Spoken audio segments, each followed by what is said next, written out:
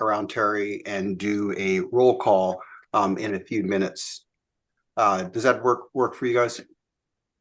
Yes. Okay. And again, I apologize. I don't know, something is just strange right now.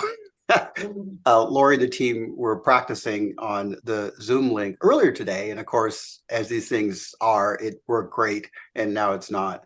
We also had a problem yesterday where some people were not able to see the attachments. That got resolved later on in the evening.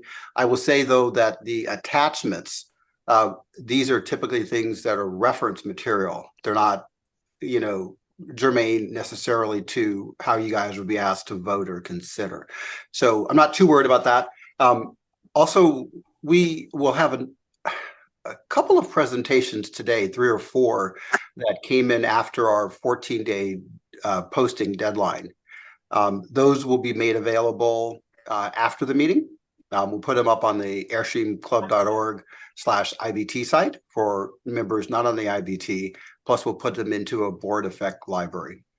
And just a little bit behind that, it's probably starting 2 or 3 years ago, we really wanted to make sure that everything that we did as a board was very transparent and accessible to not just the IBT, but also to the members. And so we put in place what a lot of local municipalities and boards do. We said, okay, we're going to freeze the board book 14 days before the meeting. And that allows both, and publish, and that allows both members and general members and the board members to have 2 weeks to look at the material. They can make notes on it. But as some of you may remember, we used to actually update the board book as new updates came in. And it was really, really a hassle because all the discussion of, oh, I have the wrong version. The notes I took on the one a week ago, they're no longer valid. And so we frozen the material. So it may seem a little bit rigid, but we find that's probably the best way to make sure that all y'all are looking at the same material and we haven't changed it at the last minute. All right, let's get going. Okay, so let me suggest if you go to airstreamclub.org.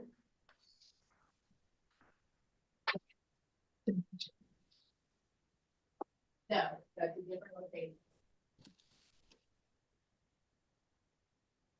Lori, was that something else? Were you injecting something? No, Lori is on the phone with someone trying to get in. So gotcha. Okay, we're going to start now. We'll come back around to the roll call. First of all, let's do approval of minutes. And then we'll, after that, I may do my president's report, and then we'll do a roll call and continue on with our business. All right. Ms. Ward, your National Secretary. Good morning. Are there any suggestions or corrections to the minutes today from our last meeting? Christine,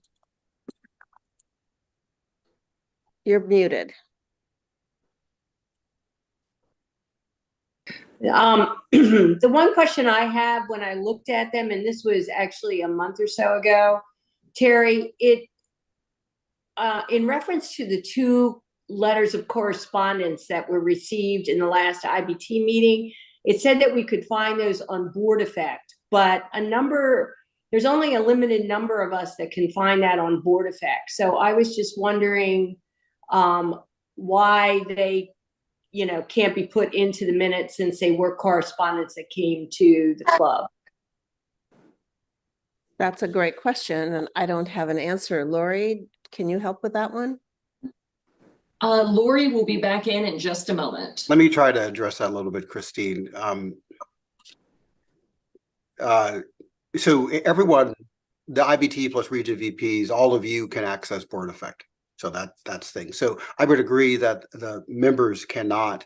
We'll take a look at that. We actually get a lot of comments, actually. Well, not a lot, a handful of comments from people, and often they're either read aloud in the meeting or we put them in the board packet. So we'll take a look at what we do with those as they come in. I do not believe we had any correspondence prior to this. Can you confirm or deny on that one, Terry? I have not received any correspondence. Okay, great. Ty, you had your hand raised? Yes. I think we should do the roll call first because we have some of our region members, officers that are not here. So people are going to have to be brought forward for this meeting. Yeah, but I mentioned I'm going to do the roll call after we do the minutes, because in this particular meeting, we had people coming in late because the link was messed up. So I didn't want to just sit here in dead air. All right, so let's see. So let's do approval of minutes. I think we have enough of a quorum to do approval of minutes. Back to you, Terry, to manage that process. Okay, I understood the question about correspondence. Christine, thank you for that question, and we'll address that. Are there any other concerns or corrections to the minutes? Seeing no hands, we will accept the minutes as written. Thank you. Okay, and I'm going to give my president's report because there's no action required on that, and it's all being streamed anyway and recorded as well. And then we'll do a roll call after that as we get into our business. So my president's message was attached. I did want to highlight a couple of things though. You'll see me talk in pretty much every one of my President's Corner articles about our 5 strategic priorities. These are the ones that the IBT of 2023 came up with when we were in Jackson Center. And they're internal communications, external communications, welcoming and retaining members, infrastructure, and training at all levels. And the reason I really love these things is that strategic priorities in an organization are not just the words, they actually are what's behind how we prioritize our resources. Resources defined as money, people, programs, initiatives. And, what I'm really proud to say also today is that in the upcoming agenda, as you'll see, there's a number of those initiatives being reported on that tie back into what we decided and talked about in Jackson Center.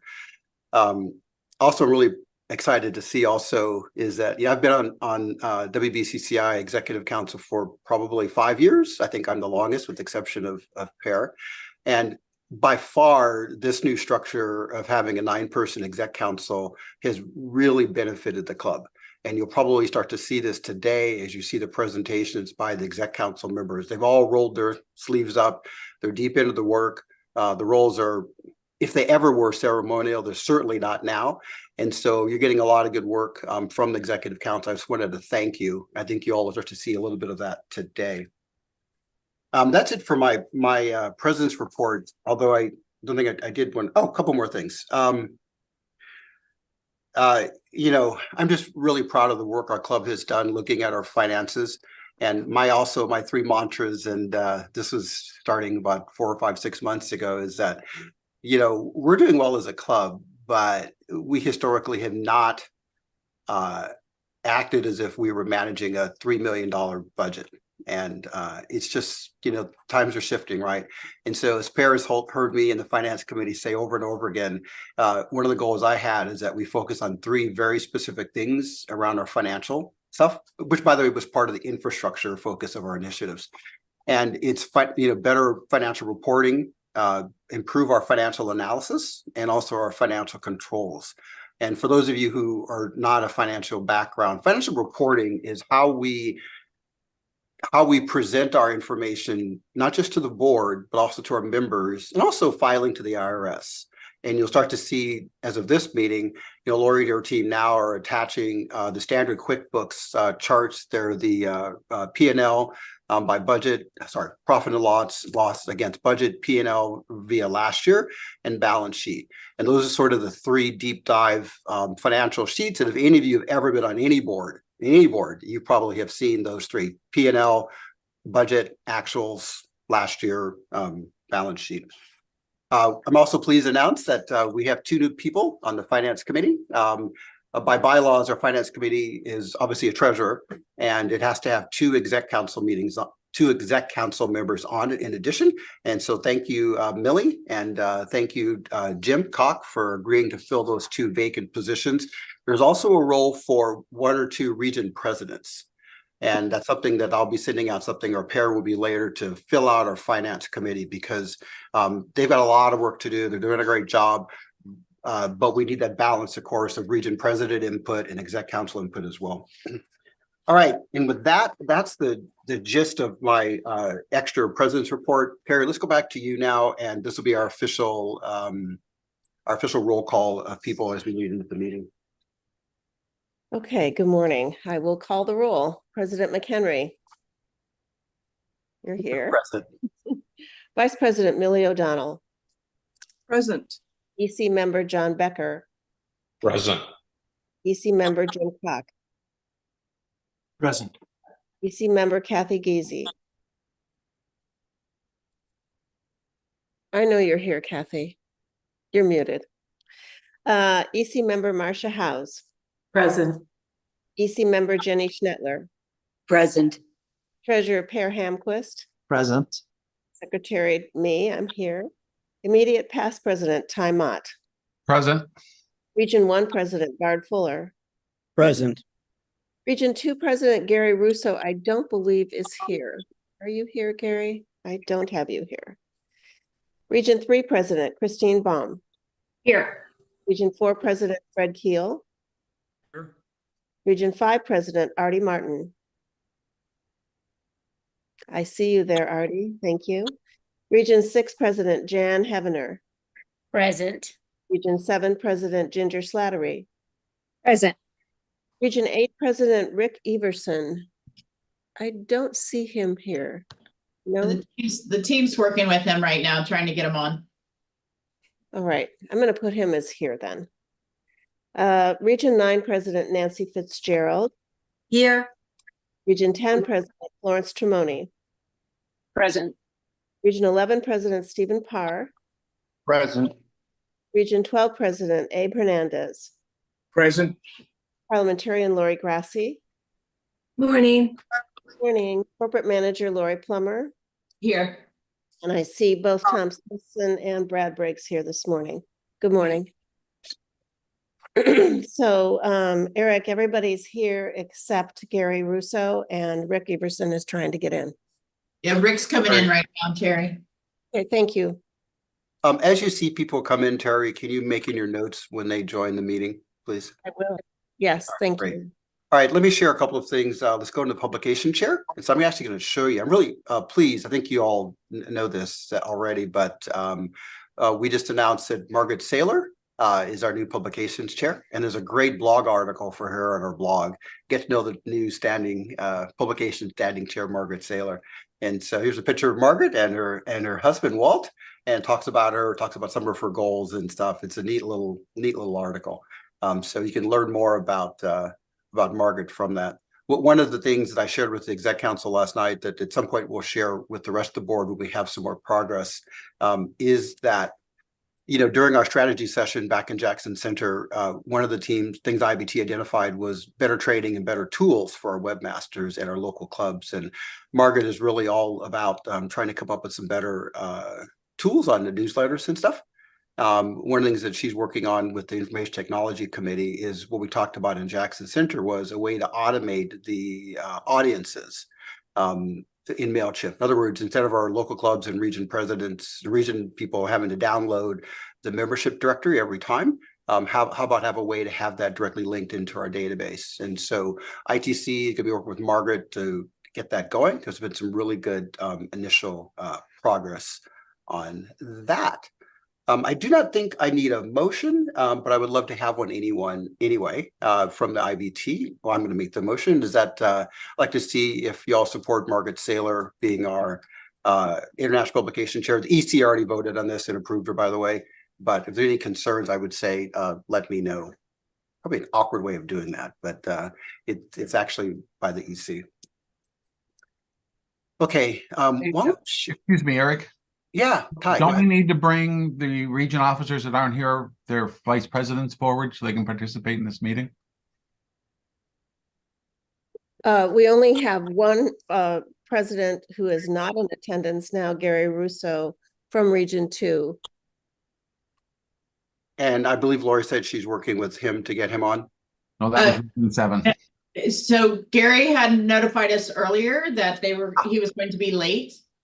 And we changed the process a couple meetings ago. The VPs are in as attendees.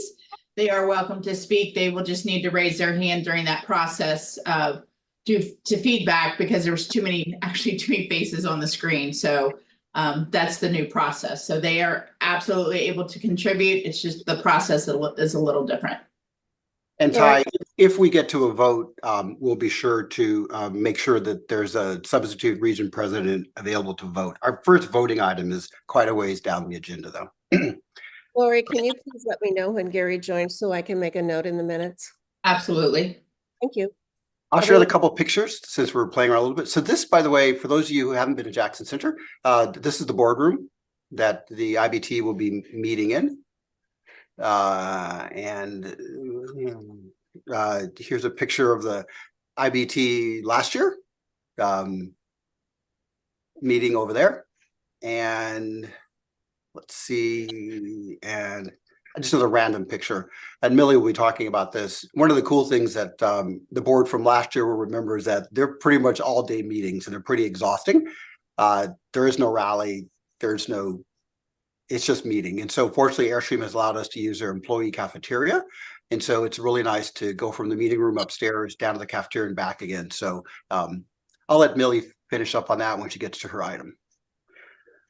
Alrighty, I think now, do we have any other change from Region 8? Because I think John, do you need any, John Becker will be up next talking about the political policy reminder.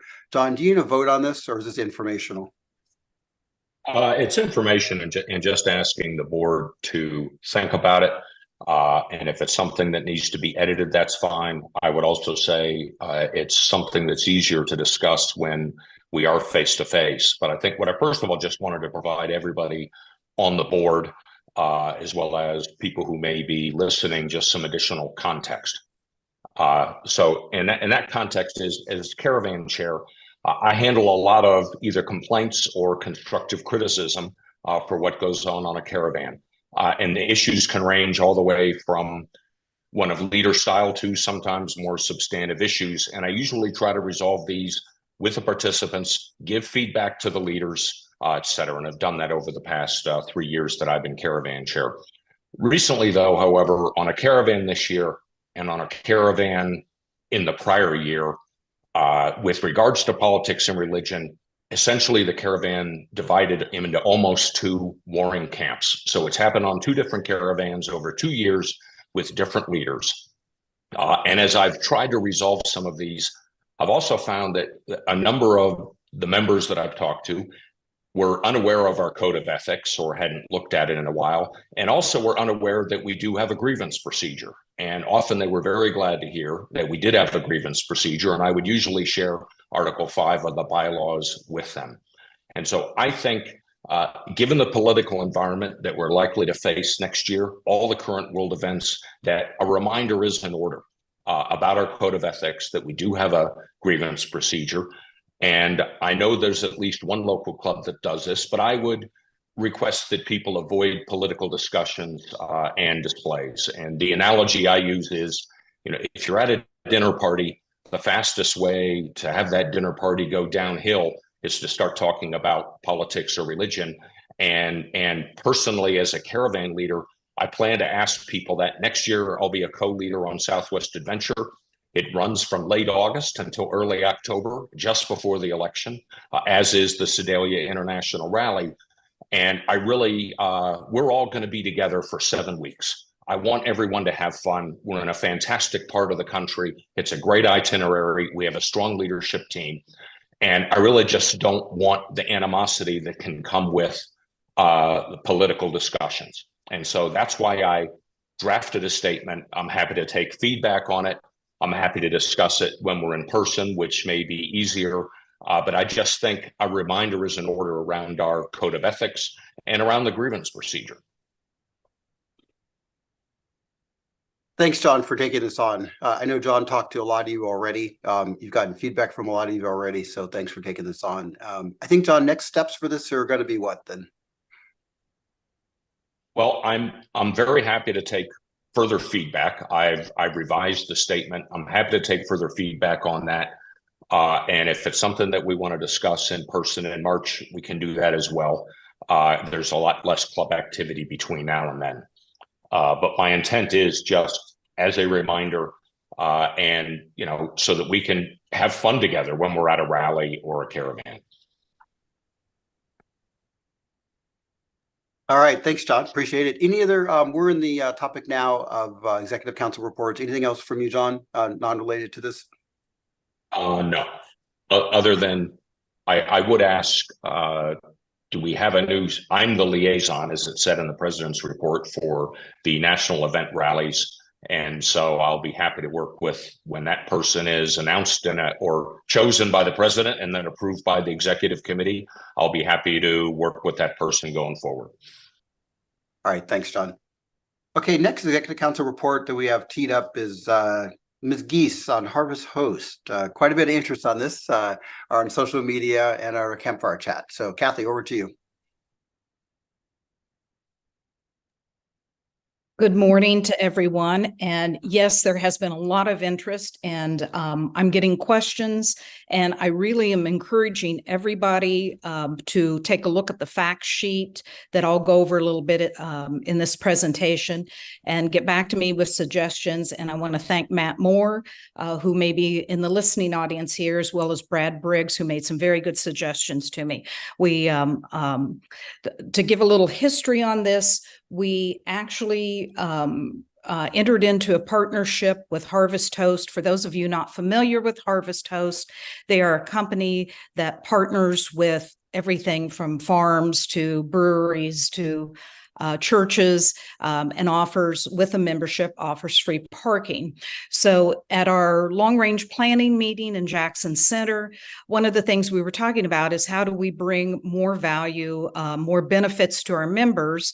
And just coincidentally, we have a member who is, I think she's the CEO, CFO of Harvest Host, and she expressed interest to both Eric McHenry and to Lori Plummer in working with us on adding a layer to their platform of our courtesy parking hosts. And again, understanding that not everybody is aware of our courtesy parking program, it's WBCCI members who make their property available, their home, whatever, for people that are traveling through to stop by and spend a night.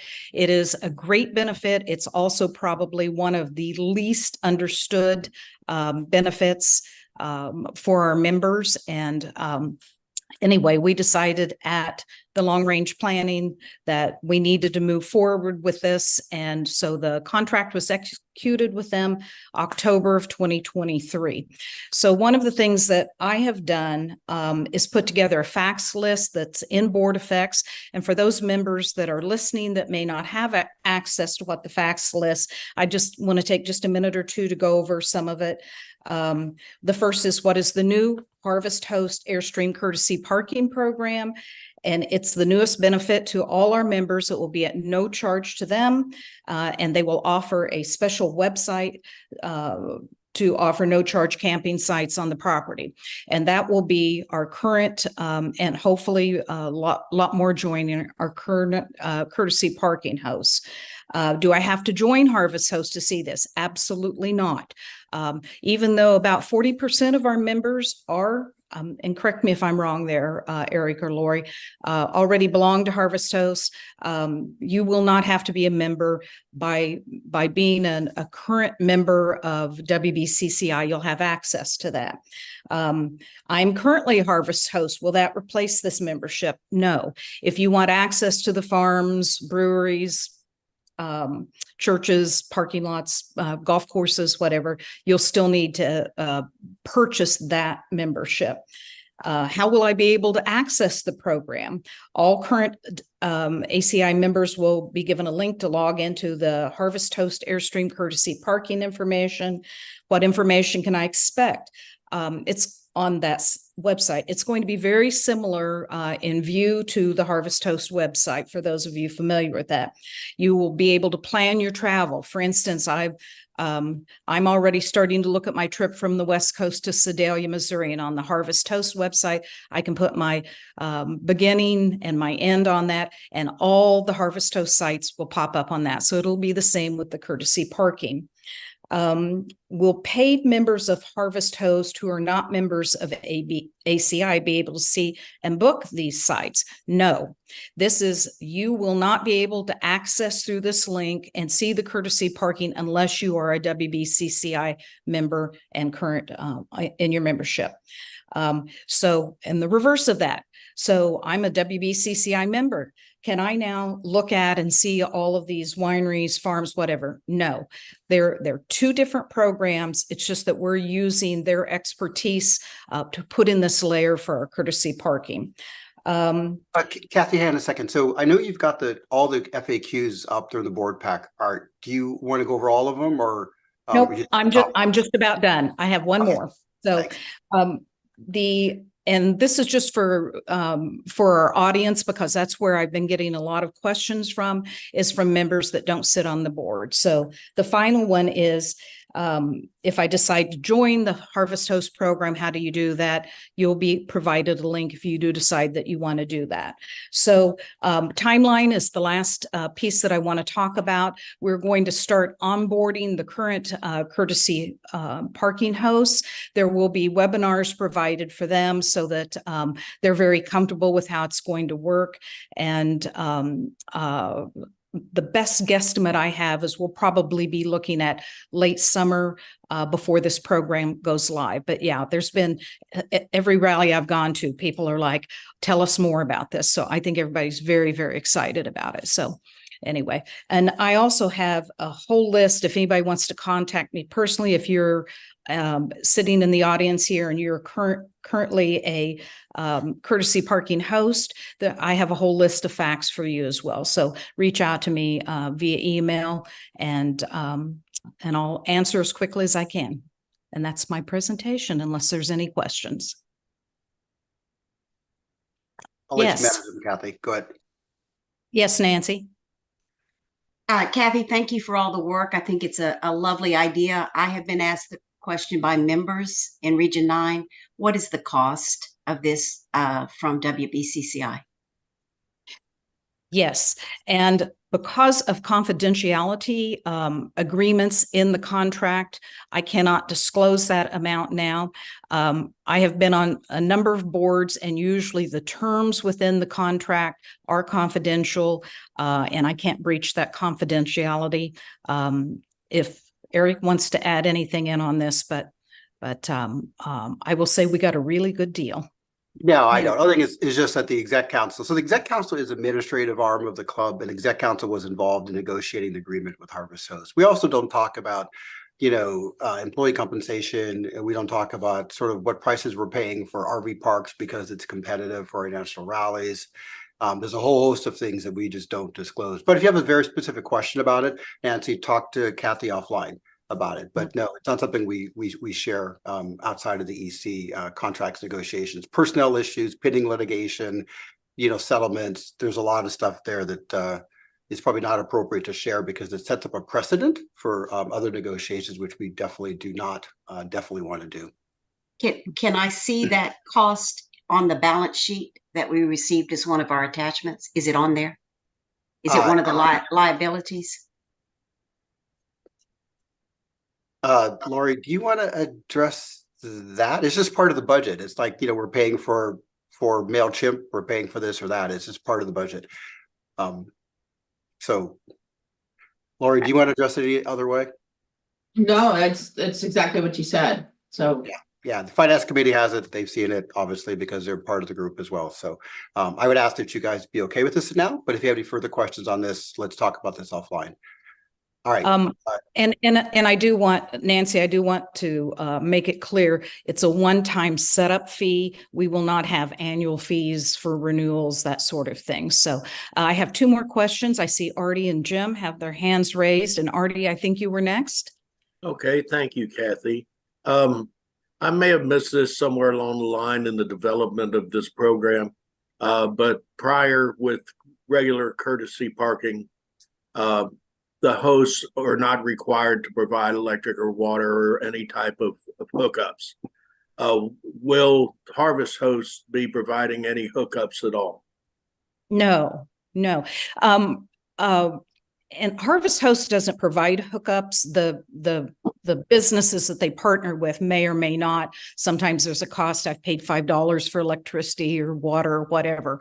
In my fact sheet, it is assumed that the courtesy parking host offers no hookup. When you contact them, if they have something they want to offer to you, that's between the two of you. Okay, and that expense would be paid, but probably still be much cheaper than actually paying for a campsite at a KOA. Yeah, I've been offered hookups when I've done courtesy parking and they've never charged me anything. I'm just saying how Harvest Host works with their wineries, breweries, churches, whatever. They do allow them to say, a couple bucks. And so we'll probably try to do a parallel program very similar. I'm gonna move us on. We have a whole bunch of communications going to start in the first of the calendar year on this one. This was just a heads up that it's coming. As Kathy said, this won't go live until the spring. So Yep. Or summer. So and Jim, I'm sorry. Jim, just Okay. send me your question. I'll answer it for Well, you. it's for everyone. When Nancy asked the cost, my first thought was, what's the cost to our members who are listening to this meeting? 0. Yeah. Okay. Thank you. all right. Thank you, Kathy. Anything else from Exec Council from your perspective? Okay. All right. Let's go now to Marcia. Marcia was asked to pick up this topic of our dealers' connection to connectivity. So I'll hand it over to you, Marcia. All right. Thank you very much, Eric. So thank you for having me here today. I'm one of the newer members, so this is my first time presenting and very happy to do so. As many of you may recall, Eric and Lori got to attend the Airstream Inc. Dealers Conference or meeting that was earlier this year. And in those very positive and constructive conversations, it was determined we would like to work together more closely so that we could bring out further benefit to both the dealers and to our members. So the idea of creating a dealer playbook, and we might change the name to something snappier in the future, but right now it's called our dealer playbook, came up, and I was asked to chair that because I look at it as somewhat a supplier relationship management program with Airstream Inc. and the dealers, and that's my background. So that's how I got stuck with this wonderful job. So we jointly decided to support this. I've had some meetings with Airstream Inc. and then I formed a working committee, which Kathy and Jim have so kindly joined, and Lori and Christy from headquarters have also joined in many occasions. So we're working together to build out this playbook that would allow us to just give guidance and put some program around what it means to work with our dealers in our communities. So the basic objective is to put this in a standard format, to develop a program, and to capitalize on the existing best practices that a large number of our clubs and regions already have. So our approach is to document and define the structure, to establish some governance, like how often do we check in, how often do we update contact lists and things like that, to also give examples of these best practices and these very good things that have happened in the past and can then continue to happen in higher frequency in the future. So what we're doing is working to embrace and encourage collaboration with our dealer community and our Airstream owner community, and then put together what deliverables we'd like to get out of it. Do we see some increases in satisfaction together? What we think the dealers will get is more and repeat customers because we'll be spreading good word about them. We'll be showing and giving them opportunities to contribute resources to us, which is our benefit. Those resources might be technical advice and expertise at our rallies. It might be sponsorship of rallies or other events, and we're outlining that all together. So the plan is to come up with a couple key deliverables. Those are a communication matrix. Who are all these dealers and who have they said is their main point of contact? In some cases, we already know that. In other cases, we're asking for Airstream Inc. to get that information updated for us. We're also putting together for internally a code of conduct or communications best practices for ourselves, just to remind ourselves of the best way to talk with our dealers, to promote them, but also to give them constructive feedback. So that'll just be a couple-page document that we'll share with this team early next year. We'll also be working on this specific dealers playbook, which we would both we, the club, and they, the dealers, would have. We're thinking it's going to be about a 5 or 6 chapter, 10-page type document that will have an overview with examples. It will have some templates for communication and process of the communication paths. It will have this matrix of communication as one of the chapters, and it will have some examples of both the international or corporate level relationships we've had, as well as the local and regional relationships we've had. So we're gathering that as a team. And then what we're hoping to do is actually recommend some activities that we could all trial. We're working to identify some regions to pilot it early next year, to go out and have some new conversations with dealers. We're leaving it open that it could be the dealer who initiates the conversation or the club members who initiate the conversation. But we suspect more often than not, we'll want to go out and build those relationships, because we know the sponsorships have delivered a significant value to our club as well. So we have the draft started. We expect to have pretty decent drafts done by the end of the year, which is only, of course, 30 or so days away. And then through Q1, we'll be working on the piloting of the idea, getting feedback, additional feedback from Airstream Inc., getting additional feedback from our team here, and seeing how much progress we make. So it's open for questions. Or Eric, if you wanted to add anything. No, I think take a few minutes to get some questions. This is a hugely important thing for us as we roll this out. So, and it's new for the club. So go ahead. Okay, I'll do it. Florence, Region 10 President, your hands up. Yeah, it's interesting how this is kind of coinciding with a relationship that I didn't start, but the presidents who walked before me in Region 10. We have a gentleman who, well, until a year ago, owned 7 dealerships. He's still now the platform manager for all those 7 dealerships. And they have, it's Airstream Adventures Northwest. I'm talking about Ted Davis. He's got a playbook, and it's called the Airstream Adventures Way. And it's very, very cool. All his staff members across all levels of his dealerships have to know it well. And it basically describes what the interaction looks like between the dealership and the guest, the consumer. And I think there's probably a lot of good to be had in what you're developing here, in this playbook that they've developed. It's pretty thick. That would be great to have, and to make sure they link and are cohesive or consistent. Do you have an electronic copy you could send me, or should I work with him to get it? I'll make that happen. Thank you. Fabulous. Anyone else? Trying to see if I see hands. Nope, but get your thoughts. If you haven't had a chance, y'all take a look at Marcia's presentation. It's in the board book. It's a big deal for our club. Lori Plummer is going to share a little bit more, I think, later about some of the advertisements that are starting to dovetail together. Airstream Inc. is really supporting our club more than they ever have been before in the media. But this means that it's both outside and it's worth their dealers too. So thanks, Marcia. I think you'll have a full report out. We'll probably be talking about this a lot in Jackson Center, I would imagine, as well. And Airstream will be done by then. And Airstream Inc. will be there with us. And I guarantee you they're going to want to talk about some of the things that are working and not working. So thank you very much on that. All righty, we're kind of cranking our way down this. Jenny, RV Park feasibility study, can you update on where we are on that? Sure, I'd be happy to. You know, the coolest thing that's happened for me is the opportunity to speak one-on-one with every one of the region presidents. And that's been great, giving me really good feedback. Christine gave me a wonderful insight. I followed up on her advice to really dive down into checking the references. So I contacted the company that we're interested in, which is called Advanced Outdoor Solutions, to conduct our feasibility study.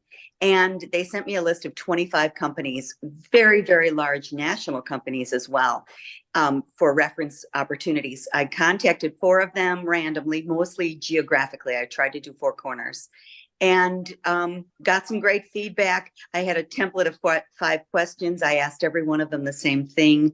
One company had it was a funny conversation because they had a bit of a shocking review. They said, oh, no, I don't think you should use that company. And I said, why? And they said, we think we want to do that for you. And I said, oh, okay. That's a great reference right there. So as it turned out, the woman that's the president of the company we're looking at, Advanced Outdoor Solutions, used to work for them. So I thought that was in itself a backdoor recommendation. So I felt really great about following Christine's advice. I have heard back from all but 3 of the regions. Our target is $8,200 for this feasibility study. And a couple questions came out in our conversations of why should we even be doing this? Well, that's what the feasibility study hopes to answer. Why should we? Is it workable? Is it financially solid? Is it logistically solid? Is it the best use of our resource? And will it grow our asset? And those are, of course, my hopes. So rather than hear from me that we think we should do it, because I would say yes, I think that we'll go ahead and look at more independent data and make a decision from that point. Our target goal for funding this feasibility study is $8,200. We are $2,700 shy of that. As I said, there's 3 regions that have not gotten back to me with what they intend to do, whether they can contribute or not. Doesn't matter what you want to contribute. We have a couple backdoor people that have said, we're making this happen no matter what. We'd really like our regions to step up and take care of that if they can. So no pressure, but I do want to hear sooner rather than later and get this rolling. So by the meeting in March, that we have this study in hand and have had the chance to peruse it and make some decisions on that. If there's any questions, I'll take them. Otherwise, I'll go right into my second part, which is— Wait, I just have to remind people that we're not using any membership funds on this. These are personal contributions. A couple of regions volunteered to throw some money in. It wasn't expected, but these are all personal outside funds that are helping fund this. So, and that will be the way it will be. Sorry, and that's make sure people exactly right. And that's exactly right. And you talk about concerns about our financial picture, but this is outside of the financial picture. This is not included in our budget, and nor will it ever be. It is our intent that it is not a budgeted item. It is strictly donor-based. My husband said to me, if you went on Wheel of Fortune and you won the car, would you say, yes, but I didn't budget for that car? No, you say thanks. So I thought that was a cute analogy. If there are any questions, I'll take them. Otherwise, we'll go right into part 2, which is my responsibility as the history liaison. And I have spoken with Joe Poplinski. What a gift to our club Joe Poplinski is. And he and David Gully had just met at a rally, and there were 2 factors. I'd like to share the first one first. In October, the nomination for Helen Schwamborn, which is Pee-wee's mom, as many of you know, and she was the cousin of Wally Byam. The nomination for her to the Airstream Hall of the RV Hall of Fame was completed, and it was there were 3 letters of recommendation. One was Bob Wheeler, one was Tim Heinz, and one was Christine Ramos, who her father was she was on the African Caravan. Her father was second in command at the Airstream company back in the day. Thor Corporation also threw their hat in, which is absolutely gigantic. So we won't know anything for a while. In the event, hopefully, that Helen is accepted in this first round. Side note, her nomination is good for 5 years. But if she is accepted in this first round, we'd really love to have a big showing of Airstreamers come to celebrate her at the dinner. More details on that as they come. But it was in Little Rock that David Gully and Joe Poplinski had a conversation concerning really preserving a lot of our Airstream memorabilia, our Airstream Club memorabilia. And that really led into another conversation all about part of our need for utilizing the new, hopefully new Airstream Park and Clubhouse is to have a permanent location to house and feature our history, not Airstream Inc.'s history, which is wonderful, but we have nothing that houses Dale's mom's stuff. And he has been generous enough to say that we can have that rather than bringing it to the Heritage Center.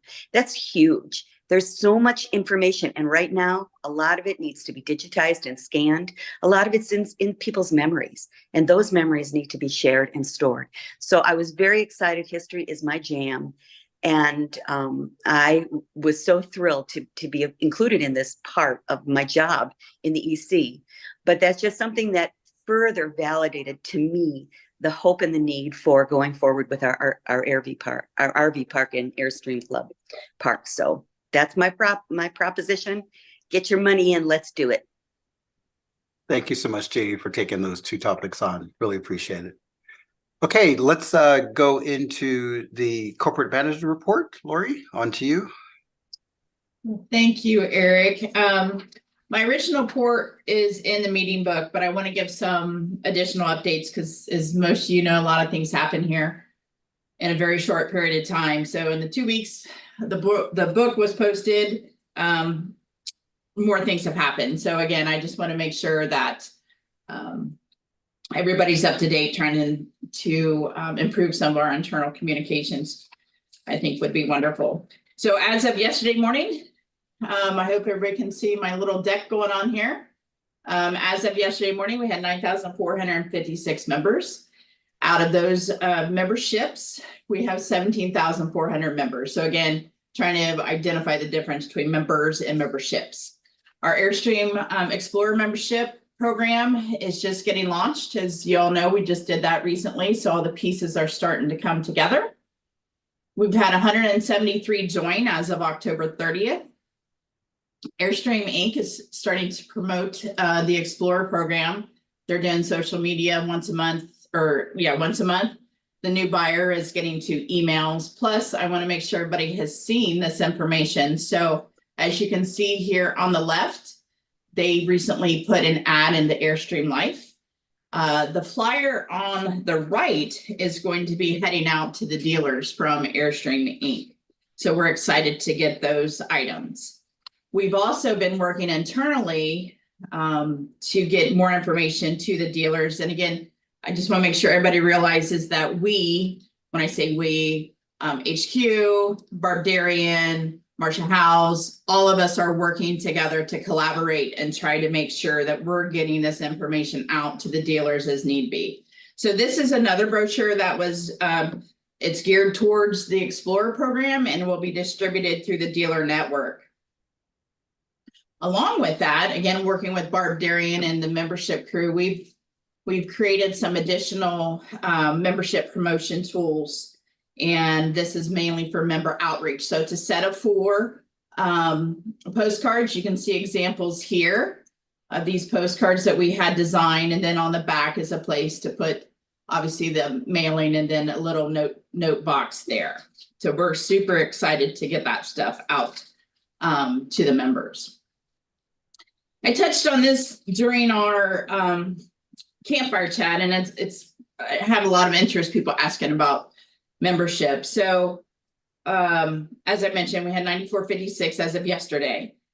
As you guys can see by this graph, in 2012 was a low point. Actually, that was the lowest point of memberships within the club. Since then, we've been experiencing steady growth. And we started to plateau here around 2018, 2019. And at that time, the board took the initiative to start the rebranding and the rebuild of our infrastructure and our website. And as you can see, when that launched in middle of 2020 and into 21, we got quite a little bit of a bump of additional members. So we're excited that that is happening. And I feel that we're going to continue to have that growth. I'd also like to show you some of our joins. So this is the graph that, and as the team knows, Amanda's sitting next to me, that I'm constantly asking if things are up to date because this is something I follow like a hawk. So as of August 1st, since our new financial year, we've had 662 new joins. We originally budgeted for 42 new members a week, and right now we're slightly behind at 38.9. I shared with the EC maybe a week or 2 weeks ago that we had found a glitch in one of the join forms on the website, and this dates back about 3 months. And this could affect roughly 50 potential new members.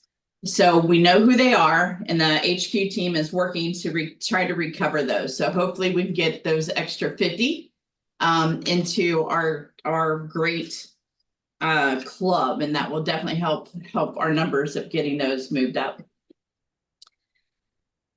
Here's some renewal information. As you all know, this is a super busy time of year for us. As of yesterday, we're at about 61.7% of our what we call calendar renewals, which is fairly normal. You will start to see an uptick in post emails reminding those folks to renew. We will also be going old school. Y'all, the board, including the VPs, will get a list from me tomorrow of those who have not renewed. So I'd like you to go old school, giving them a call. Anybody you know on that list, reminding them to renew so we can get their things processed. So, we have a 90-day window. I don't think everybody realizes that we have a 90-day window to process roughly 5,500 renewals. Yes, there is an automation of people to do that online, but also there's a back end. There's a lot of back end work that happens with those renewals. So we are definitely under the pressure. As you can see here on the left, the chart of how the renewals have come in so far, we're at about, as I mentioned, 61.7%. On the right, this is our cumulative chart. So things are a little different now since we went to an anniversary date than just the calendar. So every day, every hour, something is changing within our database. So I try to capture it by the month. As you can see, back in August, since August, our cumulative renewal rate is sitting at just about 84%. So super excited about that because we budgeted for 83. So again, I'm going to ask you guys to look at the list I'm going to be sending you. And if you see anybody that hasn't renewed that you know should be renewing, pick up the phone, send them smoke signals or whatever you need to do to get them to get that renewal into us. Moving on to the first quarter. Just is again trying to help with just communication, understanding what we do here. I have a normal routine of every quarter reviewing actual versus budgeted items, and I worked with Alan and shared with the finance committee a couple weeks ago after first quarter what I went through and what I see as reductions coming up from our financials this month. And so the mortgage, I replaced that with actuals, which will reduce cost about $36,000. Reduce salaries because we're on the salary hold and I've been outsourcing instead of hiring, which would reduce us about $21,000. The restructuring, which includes benefits and retirement, reduces about $16,000. There was an error on the original budget, which equaled about $11,000, and then removed of the $45,000 we had listed for corporate reserve. So that's about $129,000 that I'm estimating we're going to be saving. But again, the finance committee is aware of that, and we will be doing this every month as I normally do. But now I got a great team, educated team behind me to help us with this. Moving on to the building next door, I wanted to update you on the renovations that renovation information I've shared with EC.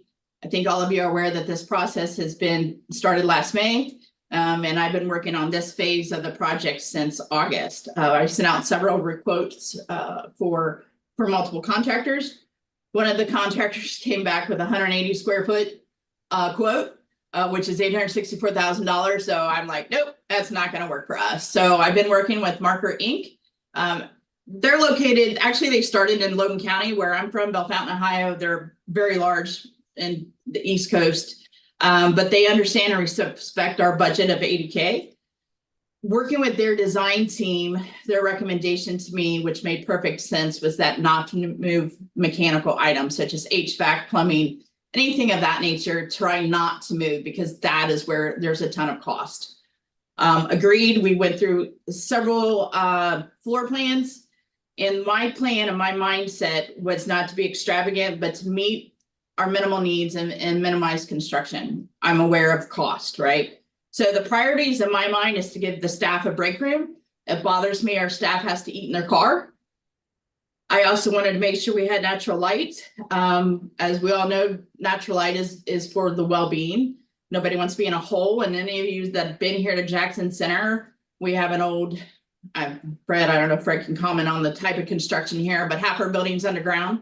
So you don't get all the benefits of having daylight. And then of course, maximize the use of our space. And Marker is more than aware that we're willing to do sweat equity on wherever we can. So again, actually, I just got a call right before this meeting and I'll be meeting with them again tomorrow. I think half of you were here in May. So you walked through the building with us, a lot of you on this. So just to give you an idea, on the left is 3/4 of the building was dental. So, and I don't know if Bard's still on the line, but maybe Bard could chime in. But on the left here, you'll see this is how a lot of the offices are set up. So when we took possession, excuse me, these dental chairs and this stuff was removed. So we have some holes in the floor, a lot of utilities in the floor, things of that nature we have to contend with. And then on the right, you'll see Mark, which we used to own the building, but on the right is the lobby and as you walk into the bank. So I wanted to share with you here, and I'm trying to zoom in. This is actually the floor plan of the building for those who were not with us last May. And if you can see here, as I zoom in, these dark lines are adding walls, and these dotted lines are what's being removed. So if you can look at this, we're really trying to minimize what we're trying to do in here. Again, and then the biggest thing is adding, in my opinion, because I'm not a construction person, but adding windows on the west side of the building because there are no windows currently in there. So that's basically the rough concept that we have right now. So the next steps is to receive an estimate from Marker. Again, I'm meeting with them tomorrow. They want to walk through and talk about a few things. And once that happens, we'll review the estimate with the EC. I would like to consult with Fred. For those who don't know, Fred used to be a general, or I don't say used to be, but his livelihood was a general contractor. So he knows some of the ins and outs of this stuff. So definitely want him reviewing what we're looking at. And then of course we will share the rest of the information with IBT. Moving on to International Rally. Sedalia, kind of forget where we're going sometimes. So as of yesterday, we had 987 registrations, and I believe this morning we had 990 something. So they're trickling in every day, which is fabulous. And we want to encourage everyone to visit the website, the rally website, to learn about the Katy Trail bike tours and the Missouri Quilt Shop Hop. Say that fast because you get tongue tied on that one, but I know a lot of our members are quilters, so that's going to be exciting for them to get involved in. The rally committee was in Sedalia in October, and we were hammering out details for 2024. It was a super productive trip. And just so you guys know, when we're there, we meet with like the Visitors Bureau, the local, a lot of the local stuff to get things in line for us when we visit. I also want to thank Rick. I know he's on here somewhere, where Rick Everson and his wife Berta for visiting us while we were there. One of the goals of the rally committee is that it is important to us to have the hosting region participate in the IR. We want to make sure we can tap into their knowledge and their expertise of the area. And we also want to make sure that it's important that that information coming from the region and local clubs is captured and filtered to the right person. So we're asking the regions to be that conduit to make sure that this information gets to where, because I don't want, the biggest worry of ours is that we don't want anybody out there doing work and not getting it to the right individual and think we're ignoring them, things of that nature. So that's super important to us to make that happen. And then on to the fun stuff. For those who don't know, I believe this was last August, Kathy, when she was Region 10 president, brought to the board and was approved the red maple leaves for our friends in Canada. So those are available now as the official recognition of 5 years of membership. So any of our Canadian friends or anybody who wants maple leaves instead of stars, you're welcome to grab those under the store. And you're also able to call HQ. And then the other thing that's launching tomorrow, which I don't have a slide for, but I should be able to show it to you, is that, let's see here, can you see these? this is going to be a double-sided badge. I don't know where my camera is. Can you see that? There. So now double-sided badges will be standard. And for those who want to replace your current badges, or replacement badges, will be $5. So those will be going online tomorrow. Because tomorrow's first, right? Yeah.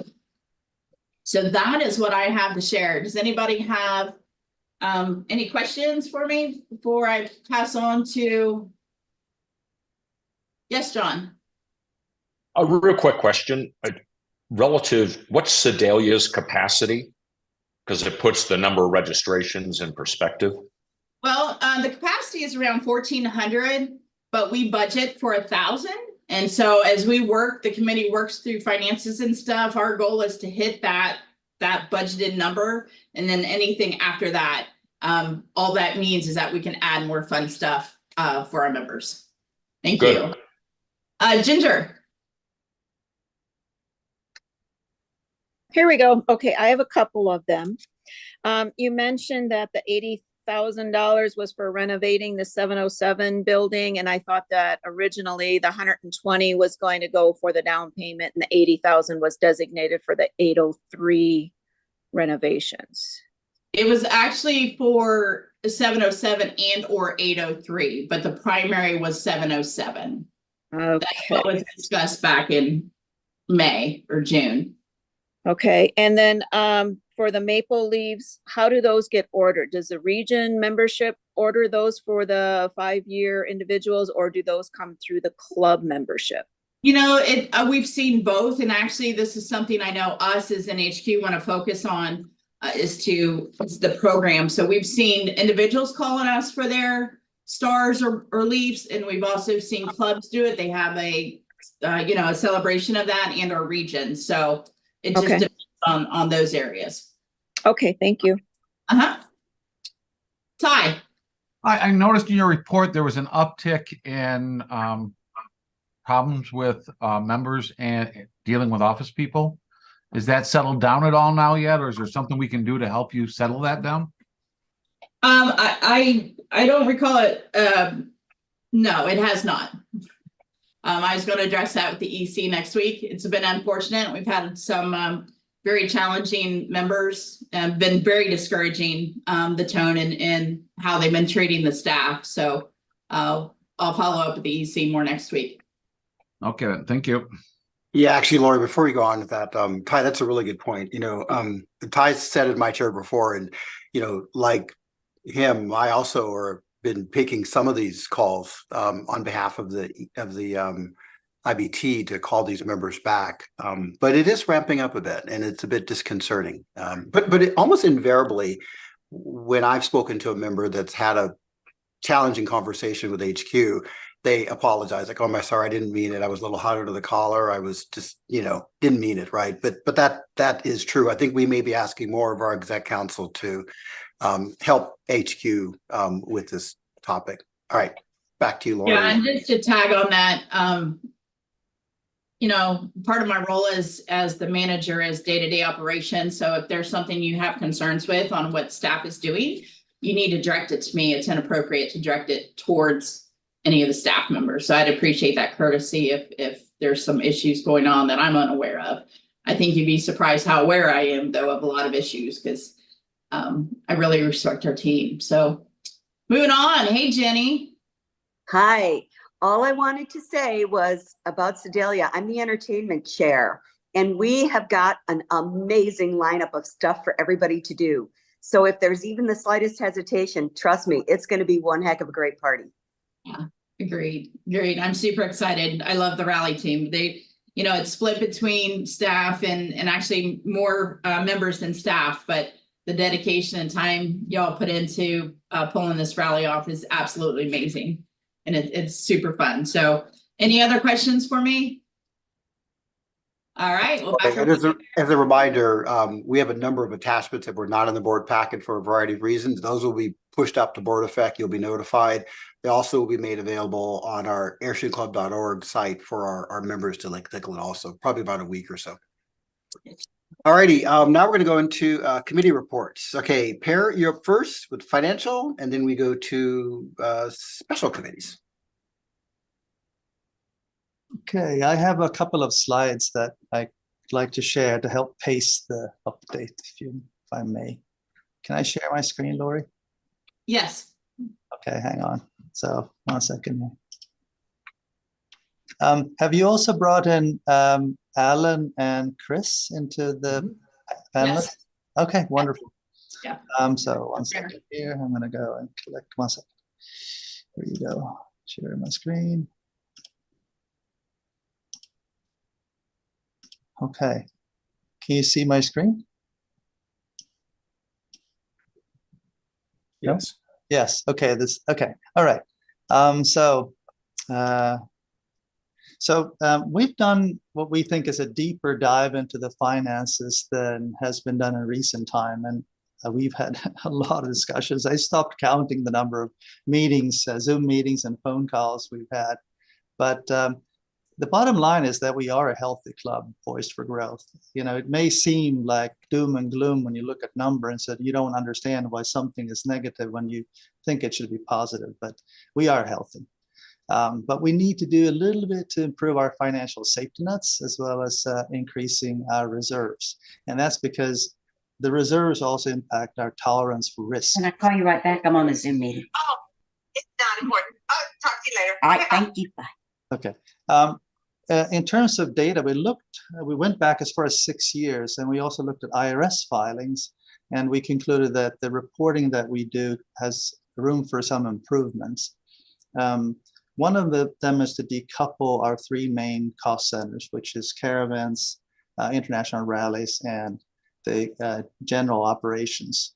And the second one is to report depreciation information, something that we no longer report. We used to a long time ago, we no longer do that. And then to provide standardized reports tuned for our club. And P&L, balance sheet, and cash flow have been are 3 of the reports we would like to include. And there are some Q1 samples in this meeting packet that can give you a flavor for how they're going to look like going forward. The 2022-2023 fiscal year preliminary, the Blue Beret expenses exceeded the budget mainly due to increase in postage and printing costs. Membership income was reduced. Rock Springs provided a handsome profit. All in all, we took a smaller loss. Cost savings, a number of cost savings were initiated by the IBT at the end of the last fiscal year. We're starting to see the benefits of that. We have reduced the printing of Blue Beret issues, which saves on printing costs and it also saves on postage. The printed membership directory is available on demand at cost, and we have also ended the amenity program, and we hope to see that play out in this fiscal year we're in right now. The Q1 preliminary, this is the first time that we have an international rally that we have a year without an international rally in it. So the income and expenses for Sedalia is tracked on the balance sheet, not on the general P&L for this year. As a result, the general operations for Q1 is showing that we're down by 80%, but it's a little deceiving. The money is actually there. Membership dues were down by 15%, and we think that this may be related to timing, but by Q2, we hope to have a better picture of that. And I mentioned membership dues because membership dues is one of the biggest sources of revenue for us on the general operations side. And the spending is largely on target with a few areas to monitor more closely. And we noted a few challenges with the budget that we approved in July. And so we're working on a revised budget. Lori brought up a couple areas where Alan has worked with Lori to look for cost savings. One of them is also that the proceeds from Sedalia was in the budget that we approved, but it doesn't really come in this fiscal year. It comes in the next fiscal year. And the projected growth in membership revenue is well above historical trends. So it might be better to project something that is more historical in nature and then give ourselves a good pat on the back if we exceed that. They also exploring other opportunities refers to conversations with the team and Lori. And you see in the report also some details about the purchase of our second building in Jackson Center. And then a couple people have raised the question about an audit. We're not really ready to initiate one, but we're working on preparing for it at some point. We, as a team, have dug deep into the general ledger from this past fiscal year and onwards, and we really haven't found anything amiss. So we'd like for you to be a little more patient and stay tuned. And then at the end of the report, there's also a section on a path forward, a couple of suggestions for things that we can do and that we plan to do from our finance committee. And then finally, is there anything, Alan, Chris, that you would like to add? No, I'm good. Good recap, Pear. Thanks. Okay. Chris? No, I think that's fine. Okay. So then I would like to, I can stop sharing now, maybe, and see if I can get out of this. By the way, as you're stopping sharing, Pear, I just have to give all y'all a huge pat on the back. This has been a significant amount of work by Pear, by Alan, Christine, and Ken Johansson. And, you know, as we get better at certain things in our club, like we want to do, there's got to be bumps and stuff along the way. But I hope you can see from this report and from Pear's attached report, which will add up to it too, this level of fiscal responsibility we've never seen in our club before. And I am just so pleased. So thank you, Pear, and thank you, team. And anyone out there, there is no shame in asking questions about finances if you don't know how it works. We're here to help. And we've already started to train the region presidents, and we hope to expand that. So no shame, send us an email, give us a call, and we'll try to do our best to answer. You don't have to wait till the next quarterly meeting for that. Thank you. And so, Pear, I understand you guys are going to be giving a bit of a financial seminar and talk at Jackson Center, right? To kind of bring the board up to the next level of understanding this stuff, right? Yep. We're going to spend a fair bit of time on it in Jackson Center. So thank you, thank you. And we hope to use feedback from the region officers and others about topics that they don't fully understand, that we can help educate them about, as well as things like trends and stuff like that, and analytics. Yep. Kathy. Thanks, Pear. And I just want to remind everybody that this was training was a huge priority for us at the long range planning meeting. And I really appreciate that you guys have taken this on, because financial literacy, we don't get taught that in school anymore. So I think it's a really good idea that everybody understands things about depreciation and how it impacts. So anyway, thank you. Oh, you're welcome. Yeah, that's sort of a theme there, is trying to engage other members outside of a small group. Because often when we have these financially centered conversations in the club, a lot of people would like to ask questions, but it feels like they're holding back for fear of sounding stupid. And if they develop a little more comfort in understanding the dynamics of our club and where the money comes from, where it goes, and the reasons why it goes where it goes, then as new proposals come to the table, or we're looking for efficiencies, like for example, reducing the blue beret or not printing the directory, these are painful decisions, but once you start to understand the dynamics of how things work, it makes a lot more sense, and these are reasonable concessions to make. All right, thanks all. Oh, John, go ahead. John? I just want the committee to know I very much support in the detail of the report, the way you split out the operating versus the things that the international rally bounces back and forth between fiscal years and confuses the underlying financial health of the club. Caravans year over year should net to zero. It's a pure timing issue. So I very much support, I don't know what page number it is, the way you guys have split it out so that we can understand and answer the question, well, how is the club doing? Because without that presentation in that way, it's hard to know. So thanks very much. You're welcome. Christine? One of the things that you mentioned, Pear, in your report is that you're going to be presenting a replanned budget. Do you have a date yet when we'll see that? And will that go out to us like electronically, or what's the plan for that? We would too soon to ask? Yeah, so briefly, we would like to get to that as quickly as possible, because if we feel that we're a little bit on the high side on spending, for example, a bit low side on the income, the sooner we can correct that, the better. So Alan is diligently working with Lori and others to close in on what we have for opportunities. Alan, is there anything you would like to add? No, I think that's right. Lori and I have been swapping some emails back and forth. We got to get in the phone with one another and go through some more specifics because I want to push in some other areas that I know are a little bit uncomfortable. I want to push a little bit deeper on them. Just because, as I've told Eric and the region presidents when we did the financial literacy training last week or earlier this week, I'm uncomfortable with the membership growth and the income reflected that's going to come from that. And so I want to make sure that we have got other tools in our toolbox, so to speak, to be able to offset any shortfall in membership income this year. So Lori and I are still working on it. I hope to have something to y'all by the end of the year, but we're still going through it. So I assume you mean end of calendar year as opposed to end of fiscal year. yeah, this fiscal calendar year thing really messes me up. So yeah, end of the calendar year. We'll get something to you for the holidays. Lori and I are close. I mean, I'd say we're probably about 80% of where we need to be.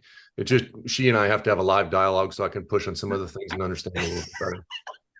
So yeah, the challenge, as they all have said, is that, historically it's called seasonality in budgeting. And a lot of nonprofits have this, like Giving Tuesday. A huge percent of their revenue comes in the last month or two. And because of the fact that still a high percentage of our members are on the calendar cycle, we really won't know until January how well we're done. I think Alan has said and others is that we'll know in January if we need to take some more haircuts, expense cuttings on this as well. And it'll be a good discussion, I think, in March, because we'll have some really solid data as we close out the prior calendar year. So yeah, good job. Okay, I'm going to keep us moving along. First of all, do you guys take a 5-minute break? In fact, I'm going to say that. Yes. So come back at whatever 35. So 9:35 my time. Thanks. I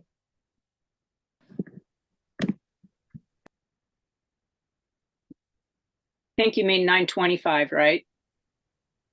I'm sorry. Yeah, my math major. I meant 9. Let's say 9:30. So thanks. Give you 9 minutes.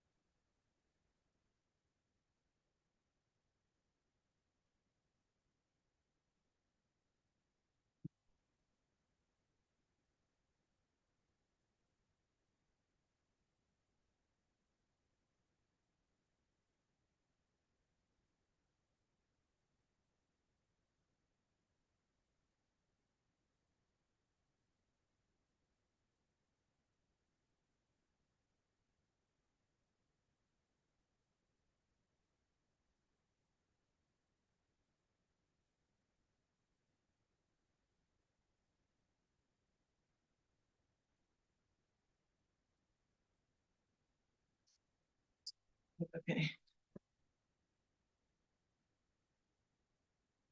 Let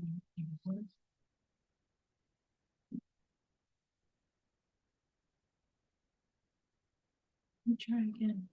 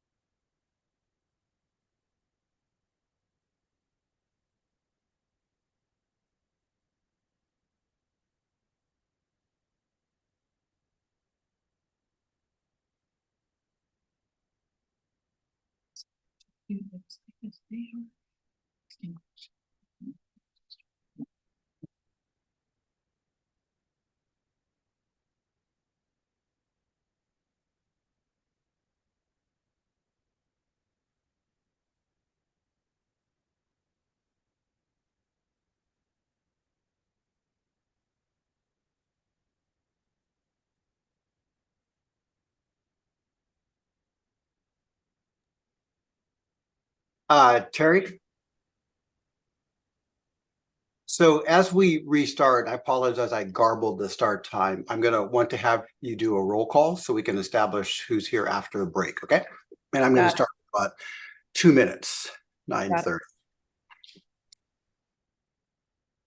And Terry, just so you know, Gary Russo has made it. He is online. I did get that email from you and I put him as present at 9:12 this morning. Perfect. Thank you.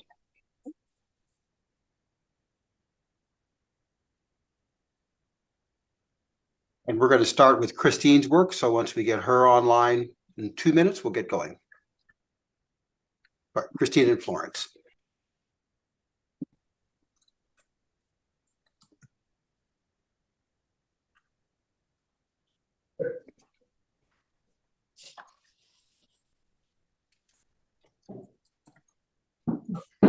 By the way, good morning, Gary.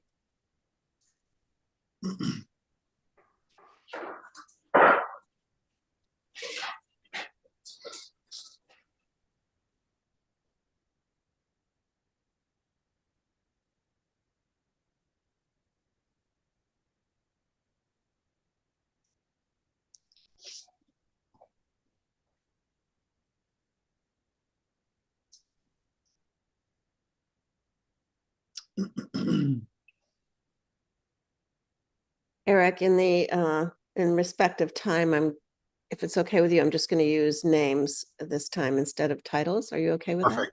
Yeah, perfect. We start in 1 minute.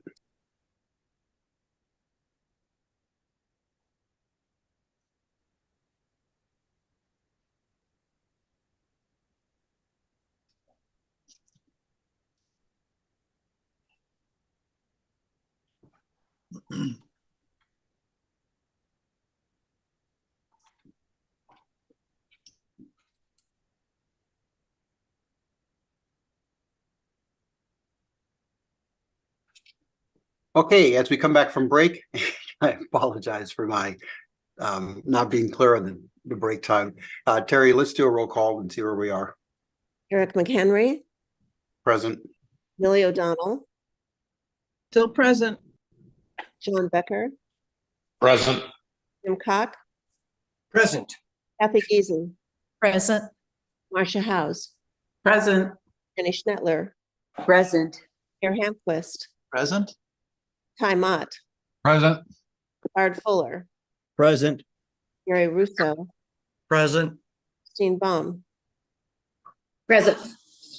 Fred Keel, Present. Artie Martin, Present. Dan Heavener, Present. Ginger Slattery, Here. Rick Everson, Present. Nancy Fitzgerald, Present. Lawrence Tremoni, Present. Stephen Parr, Present. Abe Hernandez, Present.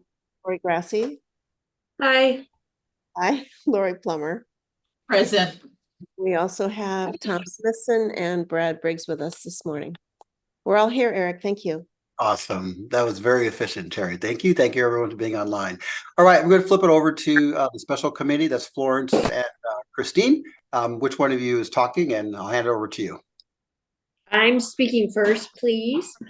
Folks, we have started our committee. I wanted to briefly tell everyone who is serving on the committee.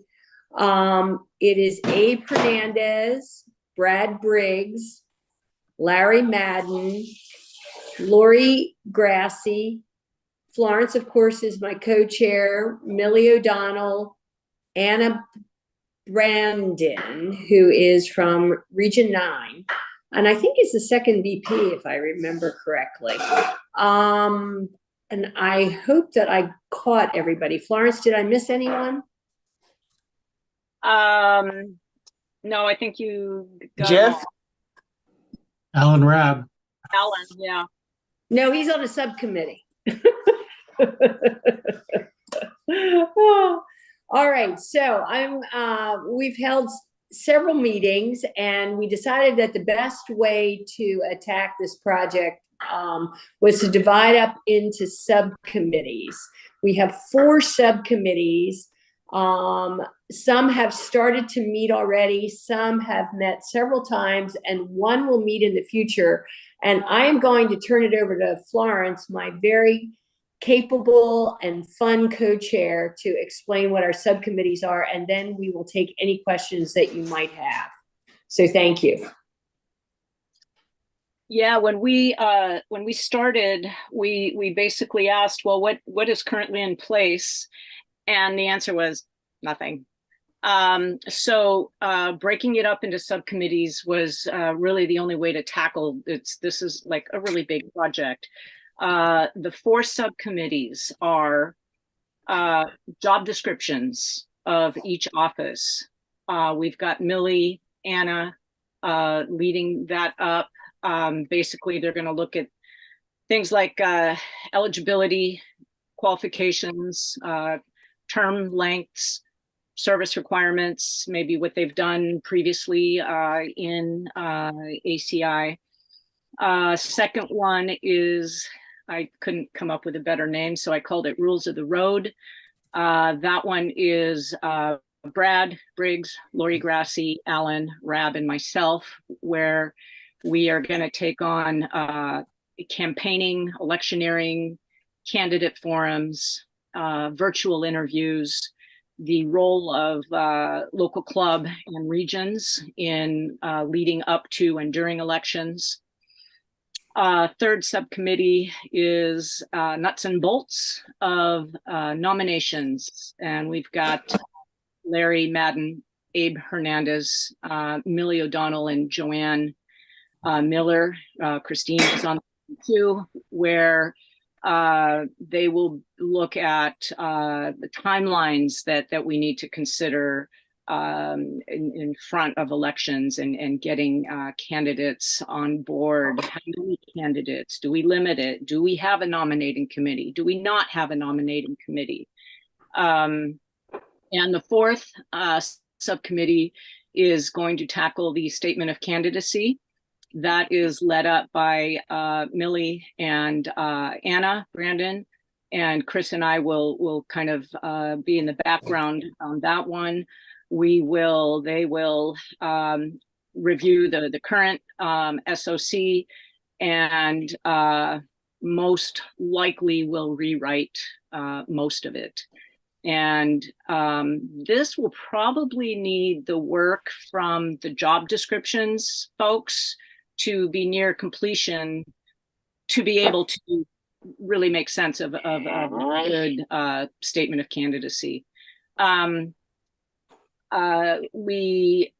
I think could be open absolutely still at this point to ask if any of you have perhaps members that you think could help us. Is there anything that you think we are missing? And I would like to throw in that part of this work, I think, I've gone into the transition team report that came out in March of 22, and that was led by Jenny and just a great team of folks. And they were tasked with pretty much the initiation and integration of the new leadership structure. And most of their recommendations have not been acted on.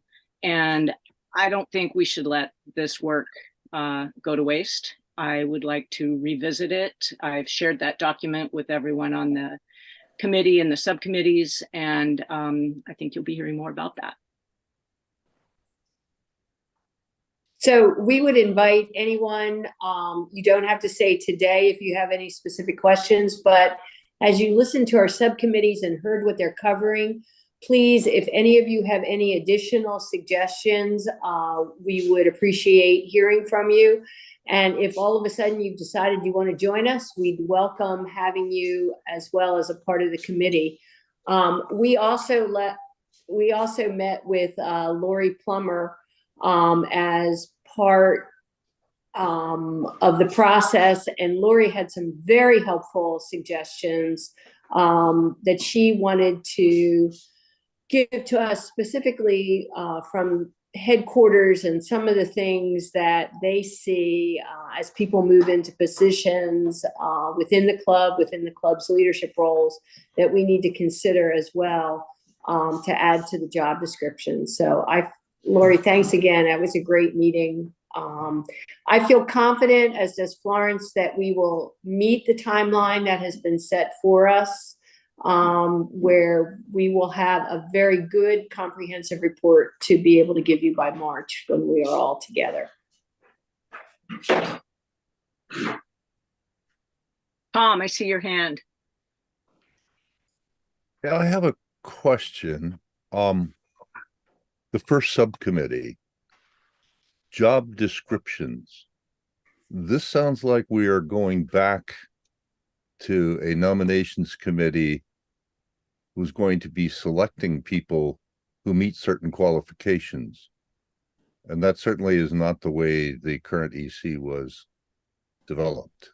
So could you explain to me the purpose behind having job descriptions? Now, I'm not arguing that we do not need to have a job description, but are we fitting people to job descriptions, or is this EC going to be, as the current one is, was open to any and all possible candidates? I'm going to let Millie answer that. And we do not have a nominating committee. We're talking about why we should or should not. But Millie, would you speak on that? Yes, last year at our strategic session, one of the biggest things we found lacking in our leadership was instructions on how to do the jobs, how to be a leader from the local level all the way up to international. There's no pre-written script, so to speak, on how to jump in and be a first VP or a trustee or any of the positions. So I've been spearheading that, and it kind of worked its way into this committee, because when you're asking folks to step up and volunteer, throw their name in the ring, fill out that statement of candidacy, it helps for them to be able to see, what does this job entail? Do I feel qualified to do it? And they can ask themselves those questions, or they can ask us. It is not you have to have done this, or this in order to run. But it's just some clarification on how the jobs are done that we all could use. That's all. Make sense? Oh, it makes perfect sense. It's something that I argued for many years ago. And as a matter of fact, if you look carefully at the WB's governing document, you will find a description of the responsibilities of the international president. And obviously, we need the same thing for any other officer position. My concern is that if this becomes sort of the criteria for a person to apply for a position on the EC, then we've defeated the purpose of the significant change that we made in the Constitution. Yeah, we're Right, definitely and we're not trying to do doing that. But we'll look for a report out and a good conversation in Jackson Center. I suspect that will be a reasonable part of our agenda to kind of see where we are and get the direction of the board and how you all finish your work. Lori, your hand's up. Yeah, I just wanted to tag on to that. I think also maybe just not job descriptions, but expectations of board members is going to be included in this document, right? Because I think a lot don't realize the pace, there's a lot of things happening that maybe people think they know, but they don't. So I think expectations should be included in that job description category, right?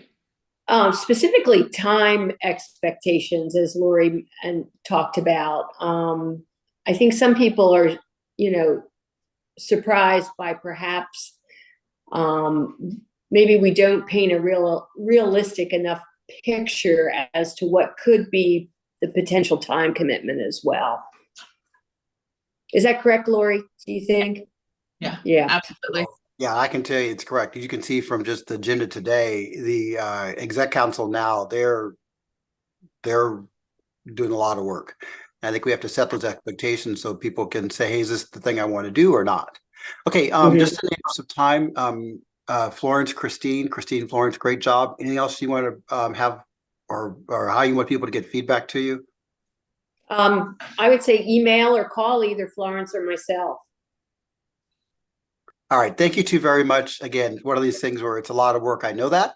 I totally know that. So I think everyone else does too. So thank you for all the work and the people on your subcommittees also. So thanks much. Okay, we're going to go now into report membership, International Membership Chair, Barb Darian. Barb, are you in the meeting now? I am. Okay, great. I'm Barb's screen turner since she's probably in some beach somewhere right now. So Oh my God. all right. So Okay. Just tell me when to go next slide. Sure. So first thing, I just want to say thank you to opportunity to give an update on the membership committee's work over the past couple months. We've been kind of finding out our passions on the committee, but we do have a lot of progress that we're going to be making over the next few months as well. Next slide. So our priorities focus on 3 areas that align with that strategic focus areas established by IBT last spring. So we've talked about, member experience, we talked about leadership training. And so we're really focused on those 2 major areas. And then there's a third support area that feeds both into new, member outreach and member retention, as well as club leadership. And our recommendations that are going to be coming forward on club leadership are really multidimensional and focus on personal, interpersonal and communication skills training, and really want to dovetail, John, with you, because our committee has been talking a lot about the code of ethics and the need for a grievance program that people understand. And so I'm going to want to connect with you on that. And we're talking about a training program that can be real time or can be video based, but we really don't want to spend, hundreds of thousands of dollars, unbudgeted dollars on prepackaged training programs. And we strongly believe that we have the skill set within our organization to work on creating these training materials. We are also going to be recommending a separate microsite for membership. So membership chairs and those members of the club that support the membership chairs to really have a microsite dedicated to them, where local and regional, we can put best practices out there. We can have chats and other types of activities so that membership chairs can support each other with a lot of questions and a lot of ideas. I am working on establishing quarterly membership chair calls starting in 2024. And in those calls, we're going to share some best practice, allow clubs and regions to come forward with what they think are their best practices, or to come forward with a challenge and then challenge the other clubs and regions to, help meet that challenge.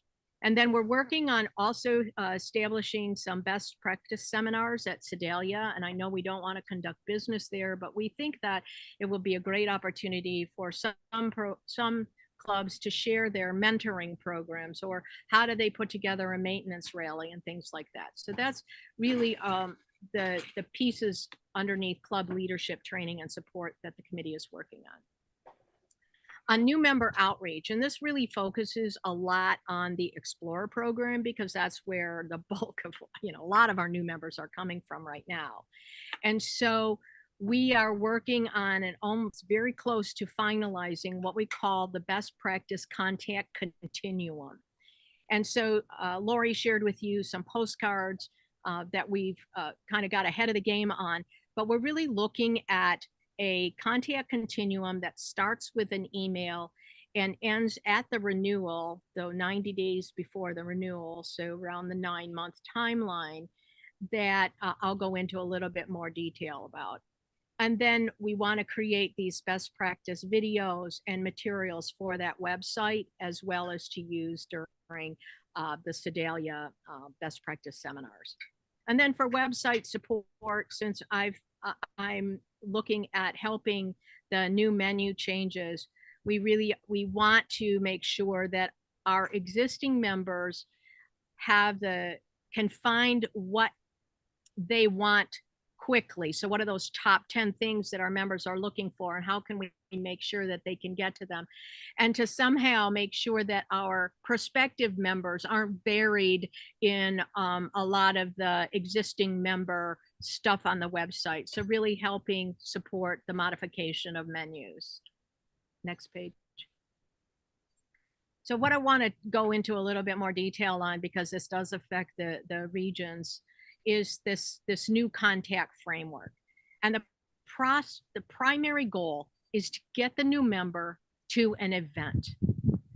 Our primary goal out of the gate shouldn't be to connect them to a club necessarily, but to get them into an event somewhere in the country. And secondarily, we believe that once they come to an event, it is clear that they will pretty much, unless they're going to want to stay member at large, they're going to enroll in a club. They're going to find their tribe, so to speak. The framework centers the responsibility for this contact at the regional level. Now, this is the membership at large Explorer program, not a new member that comes in and joins a club directly. And so we're looking to continue that focus at the regional level. But what it does is it recognizes that regions have their own unique cultures and their own unique camping experiences, right? So some regions are 12-month campers. Some regions, like Region 4, are 4-month camping regions. So camping periods. And so what we want to do is to have the regions customize within the framework this contact so that it meets with their needs. The regions know their local clubs. They know the clubs that have newbie rallies. They know the clubs that have maintenance rallies. They know which clubs and which rallies get full within an hour of their being posted on the web, right? And which clubs have rallies that aren't full. And so what we want to do is we want to take this framework and we want to combine multiple contact methods, not just relying on email. We want to use email. We want to use phone. We want to use events. We want to use the post office and create a broader contact along this continuum. So over the next month, we're going to be finalizing those details. We're going to be creating a formal presentation, which we will roll out to the regional Explorer program liaisons and the regional membership chairs. So next slide. So one of the things kind of that I want you guys to do, the regional presidents, is reaffirm your regional liaison. So I sent out an email saying, hey, let me know, are you still in on 2024? And also make sure that I know who the regional membership chair is, because I'm not sure that the websites where I get my information from for membership chairs is current. So just send me an email, let me know, yep, everything's good. These are the people. In some regions are one and the same person. I'm going to start scheduling a January meeting where we're going to roll this out. And then we're going to have quarterly meetings to continue the sharing of best practices, provide feedback and modification of the framework as appropriate. Following that, to support this program, I'm an old data hack, right? I am a data person. So we'll be identifying some reporting needs, and somebody's going to help create those reports so that we can monitor the effectiveness of this program. And we're currently considering surveying the existing 100 and some Explore program members to find out what their experience has been over the last 4 months of their membership, and help that feedback into this continuum.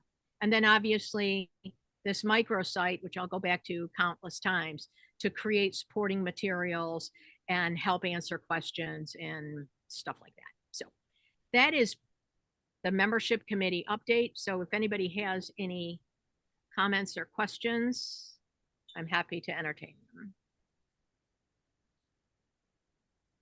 Well, while you guys think of your questions, just thanks, Barb. She's another one of our, as you can tell, extremely talented members who agreed to be pulled out of retirement to help more in the club. So thank you, thank you, thank you. Really great progress. All right, thank you. Hey, great. Per. I don't have a question, but I have a comment to Barb that this was a very inspiring and thoughtful report that she presented. I think a lot of the material about training and stuff like that resonates very well with me. So thanks, good work. Thank you. I do apologize for not having it up in 14 days. I will do better in the future. Well, you're in good company. Dad, your hand's up. Yes, I was just going to ask the liaison, and is that a different person from the membership chair, or in some cases the same, or how does that work? In some places it is the same. In some regions, the membership chair is the Explore program member at charge, member at large liaison, and in others it is a separate position. So we want to make sure whatever it is, and it's fine either way, because the regional presidents, you should be able to decide how you want to manage this group of people. Just let me know who those people are for 2024 so that I can get them, fully engaged and ready to go come the rollout in January of the new program. Any other questions for Barb before we let her go back to whatever's happening in the background there? I don't know what Ralph's up to, but it's probably something. Yeah, I'm sure. All right. Thanks again, Barb. And we'll be in contact again. Thank you so much.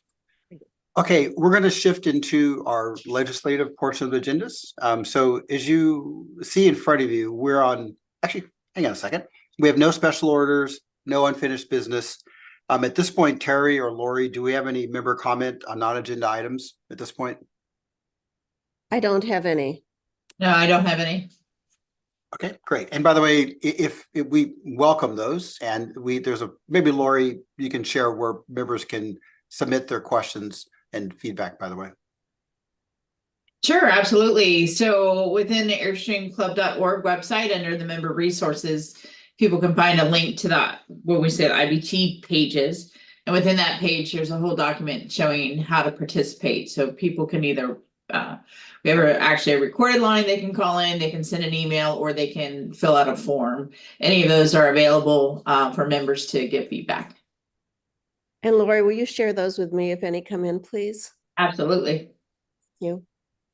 Okay, so we're gonna move into our consent agenda, and typically what consent is, these are things that we're gonna vote on as a block. Because they're typically viewed or anticipated to be non-controversial. And in general, in our consent item structure, when we move into it, the board will have an opportunity to say, oh, wait a minute, I want to pull that one out of consent and discuss that one specifically and vote on it separately. But we have a couple of changes. Let me first just find out where we are in the consent items. Let me go to you, Jim. Where are you on 9.1? Okay. I like what you said. These are generally non-controversial. I had a great talk with Alan Rabb a couple of days ago, and I like what he said too. He said, there are facts. You have to accept facts. So this one's not controversial, the motion for 707 renovation. I really appreciate the firm but supportive feedback some of you provided. I'm going to withdraw the motion at this time to improve it when we obtain more information, and I'll then send it back to the IBT for electronic voting. We're going to figure out, as Lori said earlier, how much work we can do ourselves. Thanks, Fred Keel and Lori, for looking at that so hard. We're going to think about what we can delay. This was what Alan spoke to with me about gating, if we can, how we spend it. And we're going to look at the resulting price that we get from the contractor. The motion will include the financial impact statement and informative detail on scope of work and timing. So thanks to the entire IBT for your attention to our club's needs and finances. And thanks especially for the region presidents and committee members who got back with me about this one. Okay, questions? No? Okay, thanks, Jim. We'll look forward to it being resubmitted in time. And thanks for all the work on that. And I just have to say, I'm just really happy with this board, by the way, and the board being the IBT. Y'all are engaging on all these topics, just like I think a lot of us had always hoped. And it's making a huge difference. So I think you guys are great. Thank you. All right, Tom, do you have any updates on one of yours, 9.2 or 9.3? The only thing I can say is that 9.2 is going to be pulled at this time. And the reason for that is because inside the 14 days, I did receive a very significant comment, which resulted in the total rewrite of that particular motion. It will be submitted at the March IBT meeting for consideration. And so that one is not in consideration. Okay, thanks, Tom. Let me just walk you guys through 9.3. So because it's consent, it's still consent. We don't typically talk about it in detail. And so is there a motion to approve the remaining consent items? I know it's a committee. Move. Okay, I want to get a motion. Okay, thanks, Millie. Do we have a second? Okay, Terry, thank you. We have a second. Okay, is there any objection to having 9.3 move forward? All right, without objection, 9.3 passes. Housekeeping bylaws, Article 9, region elections. Thanks, Tom. Okay, now we're going to new business. We have a couple of motions. Thanks, Rick, for the work getting these ready. Appreciate that. So, Rick, why don't you introduce 10.1 Everson Sisk BRN.pdf or whatever. Okay. If you could read the motion, please. All right.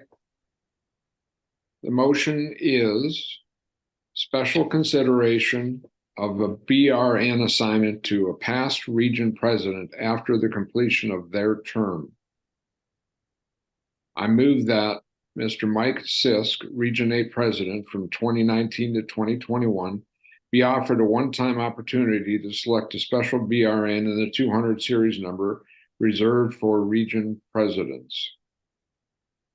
Thanks. Hold there for a second. That's good. So do we have a second for this motion? Second.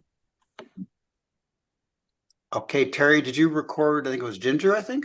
I think it was Ginger. Is that correct? Yes. Thank you. All right, Rick, we have a second. If you could read the purpose, impact, and background for us, please. The purpose of this motion is to allow Mr. Sisk to select a special BRN after his term has been completed. He acknowledges that his term of office is passed and he regrets that he didn't select a special number at that time and is asking for consideration to allow him to select it now. There is no policy that allows for a region president to select a special BRN reserved for region presidents following their term of office. However, there are incidences where past officers and the international or region level have requested and been given the opportunity to select a special BRN assigned to their office. At some point following the term of office as president of Region 8, Mr. Sisk changed his mind and has now requested his current president pursue a motion allowing him to select a 200 series number. Thanks, Rick. Any financial impact? Oh, sorry, go ahead. There is no financial impact. Thanks, Rick. Okay, any discussion from the board on this or questions for Mr. Everson? Bard. Yes, I'm just kind of curious. You said there's been no precedence or there has been a precedence. I'm not aware of anything, at least over the last 6 years, that I've sat on the board, other than one person from Region 2 that was asked within his period of time that he was a president to rechange his number. Do we others recall any other instances where we've gone back and changed, allowed this number to be reissued at years after their service date? Thank you.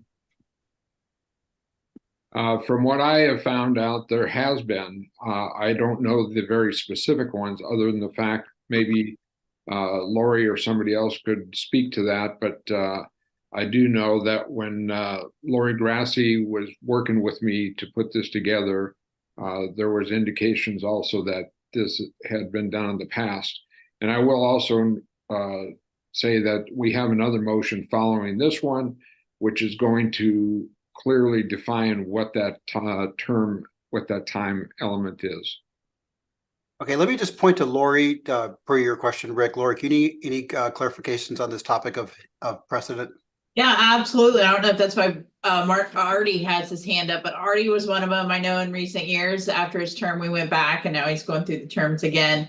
But we've had quite a few, Bart. It seems like about every year, every other year, we have somebody. Okay, thanks, Lori. All right, let's go through the questions. Hands up, Millie, and then Artie, and then John. Yeah, I think this is kind of a telling point where it might be time to relook at the rules on the big red numbers, how we assign them, whether we need to have time limits, that sort of thing. As far as these that are on the agenda today, I have zero problem with giving the folks their 3-digit number. They did the job. They were entitled to it. You know, sometimes we change our minds and realize, oh crap, I should have gotten that number when I could have. So just let them have it. You know, it's a number. Thanks, Millie. Artie, and then John. Yes. I wanted to clarify what Lori said. In addition, I did actually come back to the board on my first term, probably midway or 3/4 of the way through, and did ask for the 3-digit number. And it was simply one of the same situations that we're dealing with now. Somebody's changed their mind, and in my particular case was I had so much shadowing on my trailer, I didn't want to change my number. But I figured out a way to display it the way I was proud of, and it was done. So that's all I have to add. Thank you. Thanks, Artie. John Becker, and then we'll go to see where we are on passing this. Yeah, I support both of these as written, as Millie said. And my only question, like what Millie said, is, you know, we have the same issue. Standing committee chairs, after serving 3 years, can choose a 700 series number. When should they do that? I'm looking forward to completing my 3 years as caravan chair, and my wife has a number picked out. So. All right, thank you. Okay, so we've had discussion, questions. I will take it back to the board now. So without objection, this motion 10.1, Everson Sisk BRN passes. Are there any objections? All right, thank you, Rick. Motion is passed. All right, you're on next. Item 10.2, if you could read the motion, please.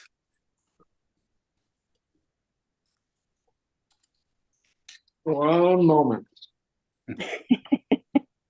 Flip too many pages. Okay. Clarification of time our region president is allowed to select a special BRN. This motion provides clarification to 16.6.10 Airstream Numbers Part D, Section 3, Subsection C, expanding the period of time a region president is allowed to select a special BRN reserved for region presidents. I move that the WBCCI Policy 16.6.10 Airstream Numbers Part D, Section 3, Subsection C be amended to allow region presidents to select a 200 series big red number anytime during their term of office. Thanks, Rick. All right, this motion requires a second. Do I have a second? Second. All right, thank you, Ginger. You're on it this morning. Look at you. I'm on it. All righty, Rick, if you could read the purpose, background, please, and financial impact. To clarify the period when a region president is allowed to select a BRN reserved for region presidents and limiting that option to the time they serve as a region president. Region 8 past president Mike Sisk had requested current Region 8 president Rick Everson proposed special consideration by the WBCCI Board of Trustees, allowing him to seek a 200 series BRN reserved for region presidents. Mr. Sisk was Region 8 president from 2019 to 2021, making him ineligible to select a special 200 series big red number now, unless the board agrees to allow him to do so outside his term. Mr. Sisk, through Mr. Everson, has requested the IBT for special consideration to select a 200 series number now. According to staff, several times each year, there are past leaders within the club who request seeking their special BRN after their term has expired, which creates extra motions, staff, and leadership time on extenuating circumstances rather than the greater work of the IBT. This motion is to provide consistency in application of the special BRN policy and preserve staff and leadership time and effort. Mr. Everson, regardless of the IBT's decision regarding Mr. Sisk, is proposing a policy change to clarify that in the future, the term of any region president would be allowed to seek their 200 series number, according to WBCCI policy 16.6.10, would be limited to the period of time the member serves as region president. There are no financial impacts. Thanks, Rick. Okay, so now it's time for questions or comments from the board. Jim? Yeah, I fully support this. I like what Millie and Mr. Becker both said. Hey, he did the time. Well, anyone in this position did the time. I would not to try to add an amendment, but just as a comment, I think we will want to re-examine the same condition for standing committee chairs, caravan committee chairs, and even EC members, even them. Just a thought, but not to get in the way of this motion. I think we should go ahead with this one, my opinion. Thank you. Thanks, Jim. All right, Florence, and then Ginger.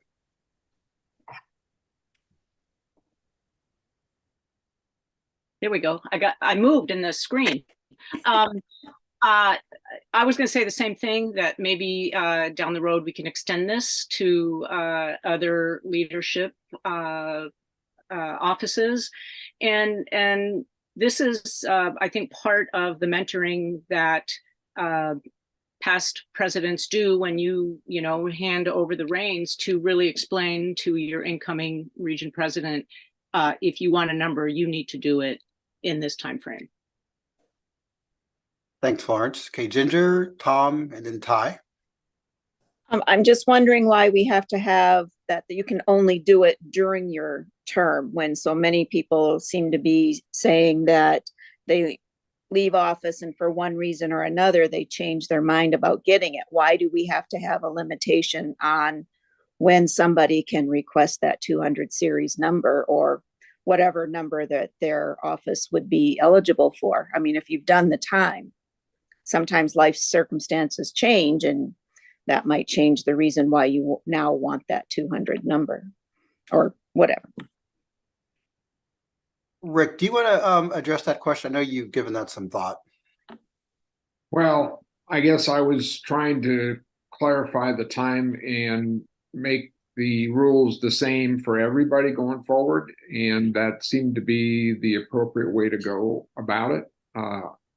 I thought that if you can make up your mind anytime during that 2 years, that should be enough time to make a decision.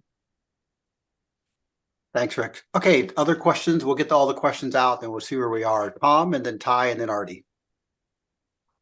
The only thing I would suggest in the idea of extending this privilege, if you will, to the other categories of special members is that I think you all need to very carefully read the policy, and you will notice that each one of those policies either has a different person or group assigning the number or giving permission for the number, or a different set of circumstances for awarding a number. So this actually was discussed in some depth prior to this motion being prepared. And I think it is much better to just leave the policy as it is and make this change to deal with the region presidents. Okay, thank you. Thanks, Tom. Ty, and then Artie. I was going to say the same thing Tom just said, because I thought that would be the best way of doing it, that changes for the region presidents and leave the other ones alone for the time being. Awesome. Thank you. Artie? Well, I'm kind of like opposite on that. I was thinking if we were going to extend the opportunity for all of the special numbers from all of the different officerships, chairs, that I couldn't see why we couldn't amend the motion and go ahead and approve it today. But now that Tom and Ty have brought up motions about the different people that are approving it, I would be in favor of approving the motion as it stands. I was just thinking about saving time at a future meeting where we'd have to go back and vote on it and discuss it again. That's what I was concerned about. Thanks, Artie. Lori? Cressy? I was just going to share with Ginger's specific request about why the policy. When I spoke with Lori Plummer and trying to do the research on this, it's to assist staff in having something consistent to point at, because they get in the middle of volunteers saying, well, I'm eligible for this, but really they're not. And so Tom really helped us confine our motion direct to the issue at hand, which is why it didn't go beyond. But staff does need a policy to point to when volunteers push back. Thanks, Tom. Okay, Rick, so based on feedback, do you want to leave the motion as is, and then we'll go for a vote on that? Yes, I would like to do that. All right, awesome. All right, so now we'll take a vote from the board. Without objection, motion 10.2, region presidents will be approved. Any objections? All right, so done. All right, so moved and so passed. Rick, you're 2 for 2, buddy. Well, I'd like to shout out to Lori. She was a tremendous help on this, and Tom, you were too. So thank you very much. I can let Mr. Sisk know he can get his number. Awesome. Okay, Ms. Baum, we're to you. Item 10.3, Low Country Club Charter. I think we could have done this as a electronic, but sorry we messed up on that. So you get to speak. I move that in accordance with WBCCI bylaws, Article 6, Club Organization, and Policy 6.6.1, Local Clubs, The Executive Council recommend and the International Board of Trustees approve a permanent charter for the Low Country Airstream Club Region 3. The purpose is to establish a local club in a new local club in Region 3, the Low Country Airstream Club, and approve a permanent charter for this club. The background, is it okay to read the background, Eric? Just hold for a second. I see Lori squirming in her seat there. So we need a second. Is there a second? Jim Cox seconds. All right. Thanks, Jim. Okay. Continue, Christine. And yeah, perfect. Chris, could you continue with the background? I think we can see the founding members, but all right, back to you. Low Country Airstream Club has met the requirements of an approved provisional charter, has submitted the WBCCI sublicense, has an approved flag and logo, has the needed number of members, has elected officers, and their constitution has been approved by the Constitution and Bylaws CBL chairs Tom Smithson and incoming CBL chair Brad Briggs. I have listed the founding members. I have listed the founding officers and of the Low Country Airstream Club. I'll just say the officers very quickly. President is Darlene Dudley. Vice President is John Fisk. Corresponding Secretary is John Holden. Recording Secretary is Tina Manchester. Treasurer is Ron Manchester. And I would say that of the founding members, I believe there are 22 BRNs, if I remember correctly. The financial impact is none. Thanks, Christine. Okay, let's open up for questions and discussion. Per. I would like to suggest a friendly amendment to change it to be the Low Country Airstream instead of the Low County. Because you're talking about a country in one place and county in the other. It is supposed to be country. Thank you, Per, for checking that. The low. Good catch. Good catch. All right. Other questions or comments for Ms. Baum before we move to vote? All right. Without objection, motion for Low Country Club Charter will move forward as written. Are there any objections? All right. Seeing none, the motion passes. Great job, Christine. And I would also like to say thank you so much to Lori for her help in working this out. I really appreciate it. It's been great and a lot of fun working with you. Thank you. By the way, so I have to share. So Lori's got a cringe. This is Grassy, by the way, is that when she came on as parliamentarian, she offered to work with the region presidents on crafting motions. I don't want to put words into her mouth, but it was something to the fact that most region presidents during their tenure will maybe do one or two motions. And so why make them figure it out themselves from the ground up? And so Lori's putting in place some templates, I think, for flags, I think, and badges, and just some more templates and working with region presidents on crafting motions. And when that happens, it's better for everyone, right? So we couple the knowledge from like Rick and from Christine, and we get it in the right language and it moves smoothly. So thanks to three of you for working on these last three motions. And Tom, because we can't do it without Tom. Tom and Brad too. Now I know. Thank you guys. All right. We have one last significant one. This is over to you, Terry and Kathy. Which will you be presenting? I will. Okay, great. All right, Terry Ward, please give the state your motion, summary and motion. I move that per WBCCI bylaws, Article 11, duties of corporate manager, Section 3, the IBT approve the use of the title Executive Director when referring to the position of corporate manager. All right, do we need a second? Is there a second on this one? I second. Millie? Okay, Millie seconded. All right, if you could talk about the purpose, impact, and the background also. And there's actually an image in here somewhere I think we included as well. So, all right, back to you, Terry. Yes, Kathy and I worked on this. We did extensive looking at job descriptions of both corporate managers and executive directors for nonprofit organizations. Kathy has a a colleague who was an executive director on a nonprofit, and she spoke with her extensively about this.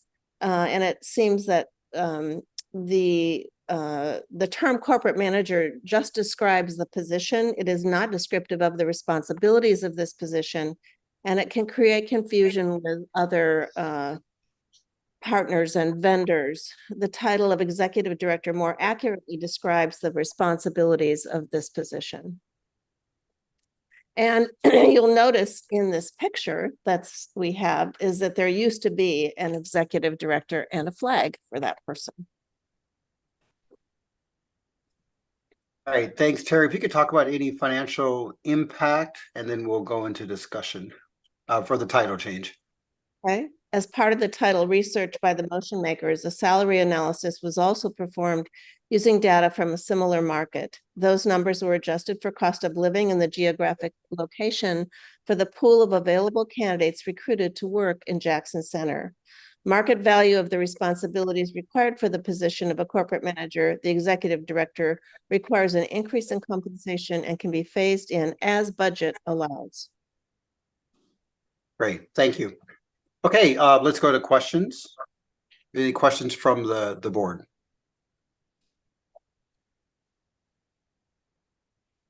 Okay, then without consent, motion 10.4 corporate manager title change is approved. Without objection. Without objection. Thank you, Jim. Without objection. Yeah, it's probably right, correct to say it the right way, right? Other than 180 degrees off. All right, without objection, the corporate manager title change is approved. Are there any objections?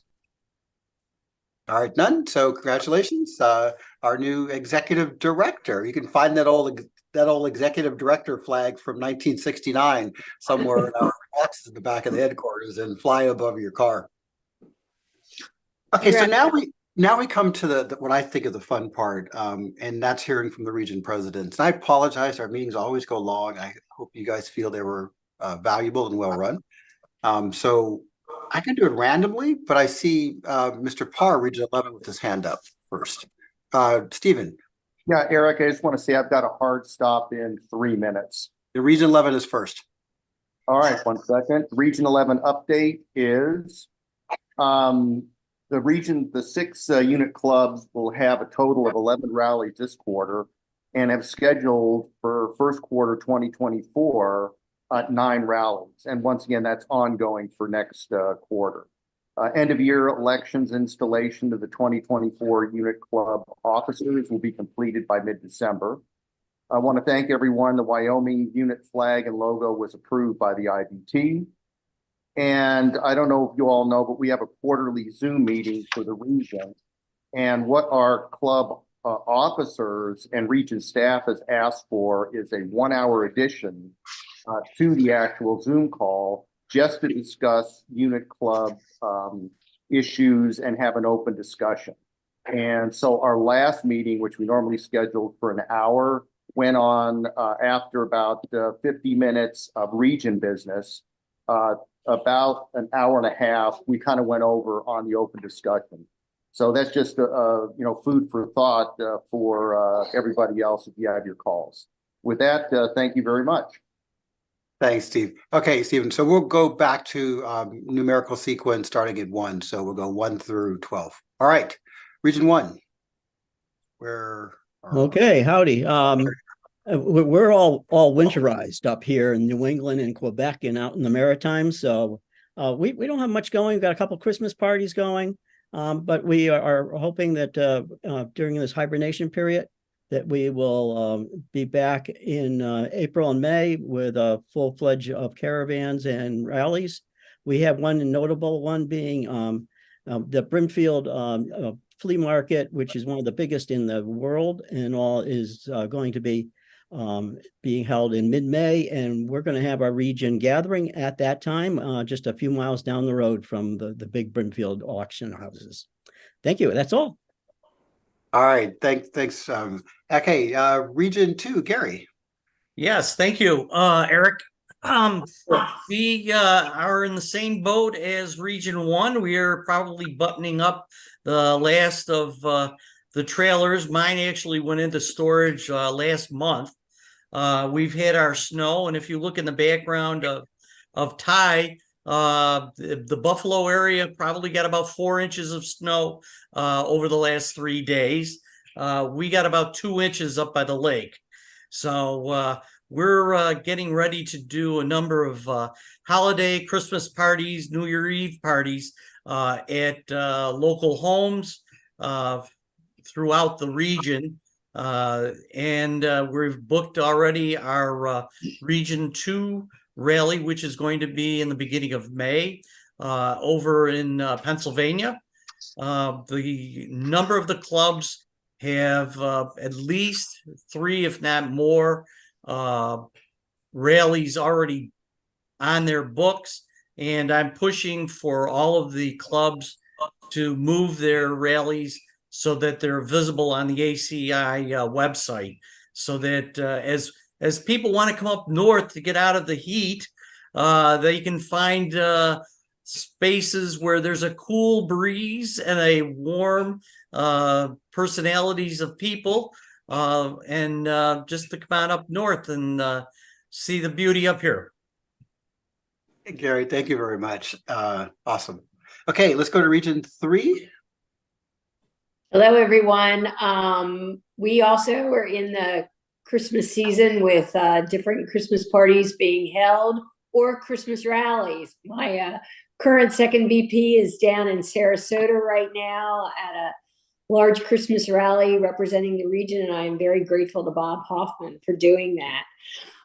We do have a new treasurer in our region that we have named. I have appointed Alan Rabb is our new Region 3 treasurer. He is working with our current treasurer, who unfortunately has moved into hospice. We are very, very grateful for all that John Meeks did for the region, and very sad to share this information. Although I did hear just this morning that he's had a rally, they sent the family home, and that he appears to be doing well right now, which is really a blessing, and I'm so happy to hear that. I am working with my Bobs. We probably get together about every 10 days to discuss our Region 3 rally, which is coming up the middle of April. It's going to be held at Meadow Event Park in Doswell, and we're excited about that. And we're trying to just determine exactly the cost. Our goal is to get rally information out on that by the end of January. Hopefully, we're looking for the 22nd of January to send out the first blast on that. Other than that, it's been a great year in Region 3. We were very happy. We were very blessed for all of our members. Very grateful for the involvement that many of the clubs are doing, the people that they are involving as new members come in. And I'm really proud of the region. They've done a wonderful job. And a special thank you to Bob Ely, my first VP, Bob Hoffman, my second VP.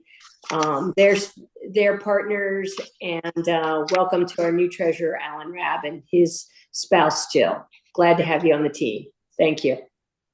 Thanks, Christine. Great stuff. All right, Mr. Keel, Region 4. I think I saw you somewhere. Yes, good afternoon, everyone, or at least here in this part of the country, it's afternoon.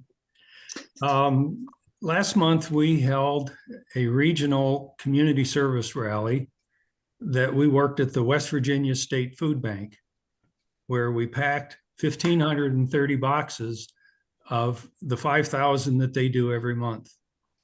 Wow. That was really a good rally. We felt good about being able to help the state of West Virginia. Jamie Kingseed is our community service chair, and he's the one that organized that along with the West Virginia Club.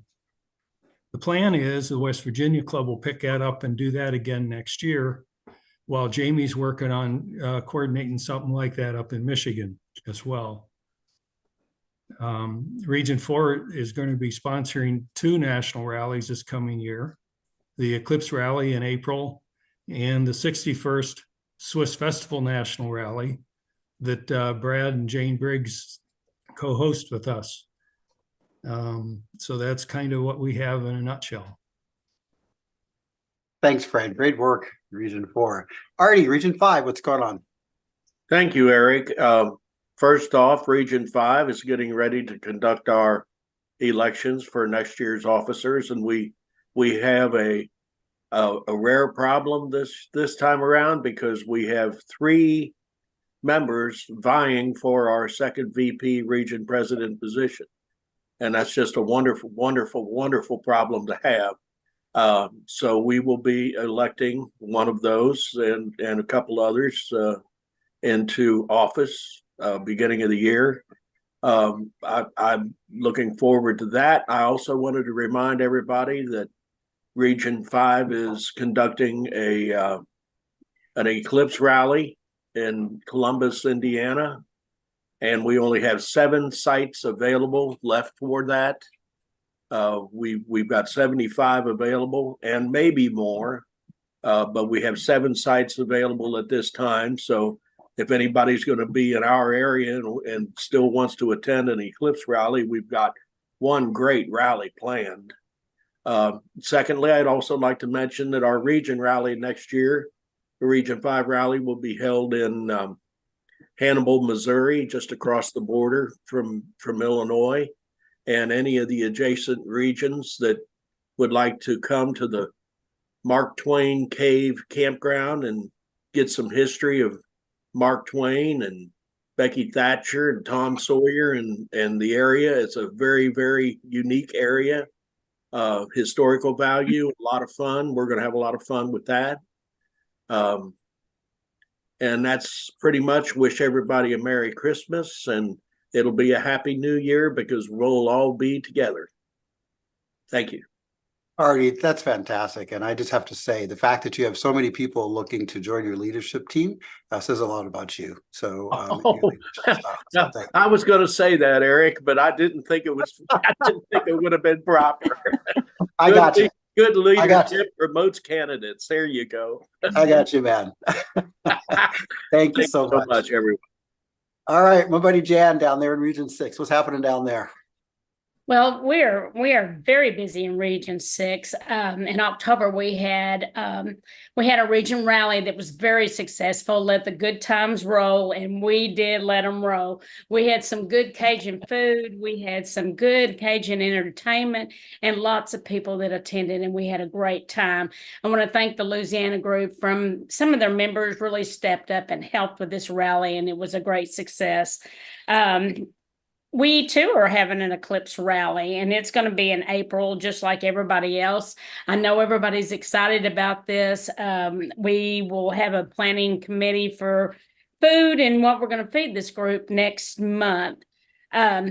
Region 6 also is planning for the rally next year. Jeff and David and I, we traveled to Fayetteville, Arkansas, and we visited the site, which is the Washington County Fairgrounds, and this will be June 19th through 23rd. And we will have another good rally, and we hope to have everybody come and join us for that. Anybody like to come on in and get in on the fun? We will probably get the information out the 1st of January, somewhere 1st through 15th. But overall, our clubs are doing great. A lot of the clubs, they're still rallying. Some of the clubs are planning Christmas parties because they've kind of put the rigs in the shed for a little bit. Got to get past this Christmas, and then Arkansas, we're going to be heading out again, heading to New Orleans. Dolphin Island is just a little caravan that you'll hear more about later. But that's all I have to say. Thanks to everybody on our team. Thanks to all of our presidents out there. You're doing a great job, and we are so proud of every one of you. Thanks, Jen. Okay, Ginger, Miss Lowry, Region 7. How's it going? Hello. It's going pretty well. Like most northern regions, our rigs are all put away for the winter, and except for those lucky ones who bolted for the southern climates. Lucky ones they are. We had a great region rally. Of course, it was my first rally ever in Spring Green, Wisconsin in September. And we also did a community service project. We had a silent auction that raised money for two different local charities that we sponsored. One of them was called River Valley Housing Coalition, and they addressed the issue of affordable housing in that area. And the other one was called For Pete's Sake, and they help families with chronic medical needs. And each one of those charities received a check for $546. And our next rally next year will be in September, Springfish or Spearfish, North Dakota. And Chris was trying to plan it so that you can go to Spearfish and then continue on to the Sedalia. So we'll see how that works, but he's pretty excited, and they've done a lot of planning on that. But our really exciting news for Region 7 is Marquette, way up here in the UP. We are getting our own Airstream dealer. Yay! No more 7 to 9 hour drives to get to a dealer. So it's great. It's going to be a branch from Northern RV and Northern Michigan Airstream. They're out of Traverse City, and they've already broken ground, and they're hoping to open up by next summer. So yay! That's all I got. That's fantastic, Ginger. Thank you. Okay, Region 8, Mr. Everson again. We're back to you. Oh, you're muted, by the way. There we go. Thank you. As Ginger knows, I'm from Marquette as well, and I was excited when I heard that they're getting a new Airstream dealer. That's great news for Marquette and for everybody in the UP of Michigan. Our 6 clubs, we had successful, we did all 6 installations. Everything went great. 2 clubs needed to update their policy and bylaws. They are completed. So that is on moving forward. 2024 rallies are all scheduled. Dates are picked, and some of those we have to wait until the 1st of January for reservations, but everything is on the right track. Greater St. Louis is also doing an Eclipse rally in April on one of our members' farms, which is exciting. April 24th through the 28th, we're doing Region 8 rally in Branson this year. We did that once 5 years ago, and I had such a great time there that I wanted to go back. We're doing 4 different shows. We're going to be camping for 4 nights, and we have some great meals planned. We expect 70 or 80 rigs, so it should be very good. I've had the great help of Mr. Branson, I call him. Glenn Waters is one of the guys that knows Branson inside and out, and he's assisted me going down there twice, and just what a great guy. And he's looking just excited about, because he was wanting to do a rally, a national rally there, and that hit COVID. So, and lastly, I'd just like to give a shout out to my first vice president, Ed O'Connor. He's been a great help. And like this morning, I call him Mr. Computer. I had problem with getting on. So I had him on the other line, and then Lori came in and bailed us out. So that's it for Region 8. Awesome, Rick. Thank you very much. And again, for your work on those motions as well. All right, Nancy down there in Texas, how y'all doing down there? We party all winter. So anybody closing up, you can come down here because we got a bunch of stuff going on. First, I want to say thank you to all of our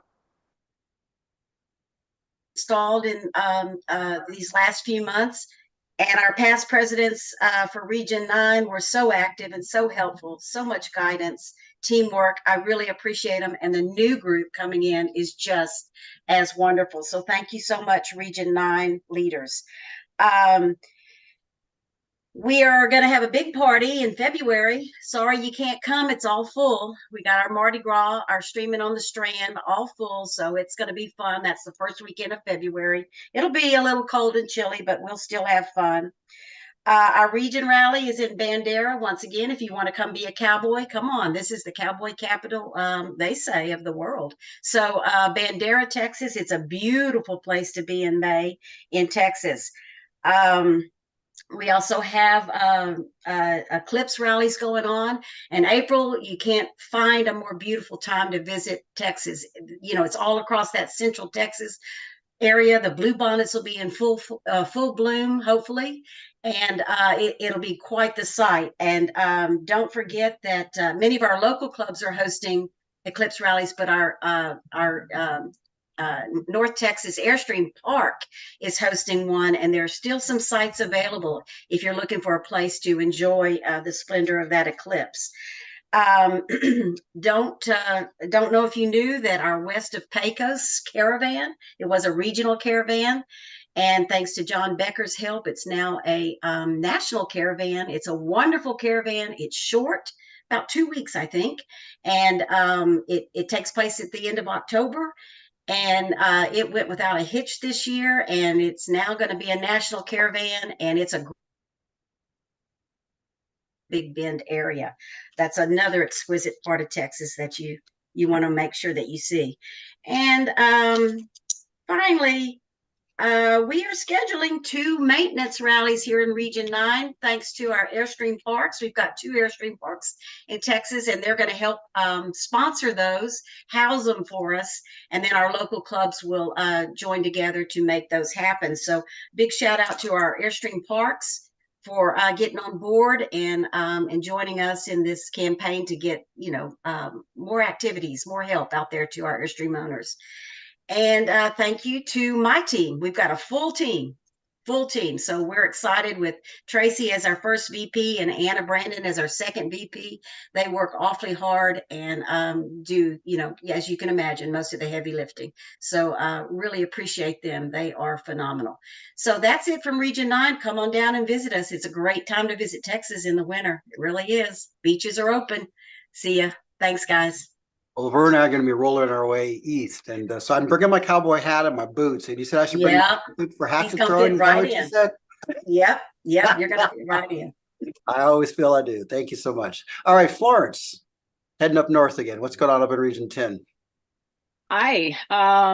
Yes, we are a big region. I do want to start by saying how much I have enjoyed the meetings the region presidents have been having apart from these IBT meetings. That those for me are a treat. I learn a lot, and I'm hoping that we will continue to do them. One thing that I am seeing in Region 10 is there's a couple of really small clubs and there's a couple of really big clubs, and they couldn't be more different from each other. But what I'm seeing in the small clubs is just a lot of engagement from the leadership. And I've even got one, it's the newest one in our region. It's been around for 3 years. They've already got a region caravan being planned for next summer. That club president has completely stepped up to walk alongside me to plan our Region 10 rally in Coeur d'Alene, Idaho next May. And so it's just really cool to see these small clubs just really step up and get excited. I want to do a couple things, and I heard someone say that, I forget who it was, what region, too many second VPs. I think it'd be really cool to find a way to re-engage members who don't get elected to stuff at any level. I mean, we had a lot of people vying for the EC who didn't get elected, and be good to find a way how to engage them in our club. I think that's all I got. Thanks, Florence. And again, for the work on the special committee, which is a lot of work. All right, Abe, you're going to round us out with Region 12. How's it going? Going really well. Thank you, Mr. President. And thank you for organizing this, Lori, and all your elves at the office. We really appreciate you guys.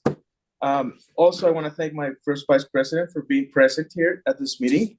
We really appreciate her as well. We had another really good rally this year. We have a new rally organizing committee that are just doing a great job.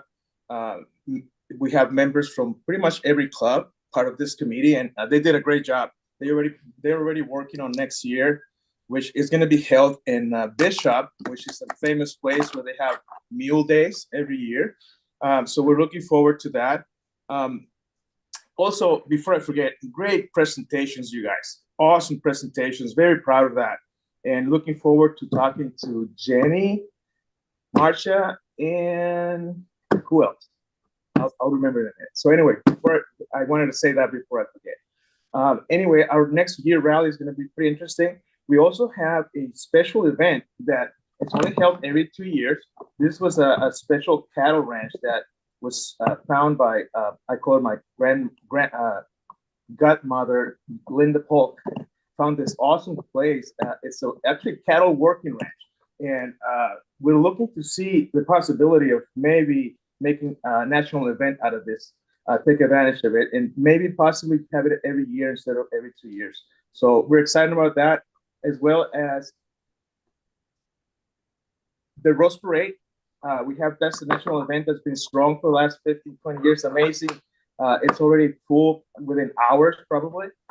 So we have a strong group handling this, and they are really on it. And it's one that I recommend for you guys. Put it on the bucket list. It's one that you have to do. It's the Rose Parade. It's at the end of the year, celebrating New Year's. So I think it's a must. And I think that's it for us. We're looking forward to finish up the work of these committees and meeting everybody in March. So thank you, everybody, and have a great holiday. Thanks, Abe, for your help on that and all the other initiatives as well. Okay, Artie, your hand is up. What's up?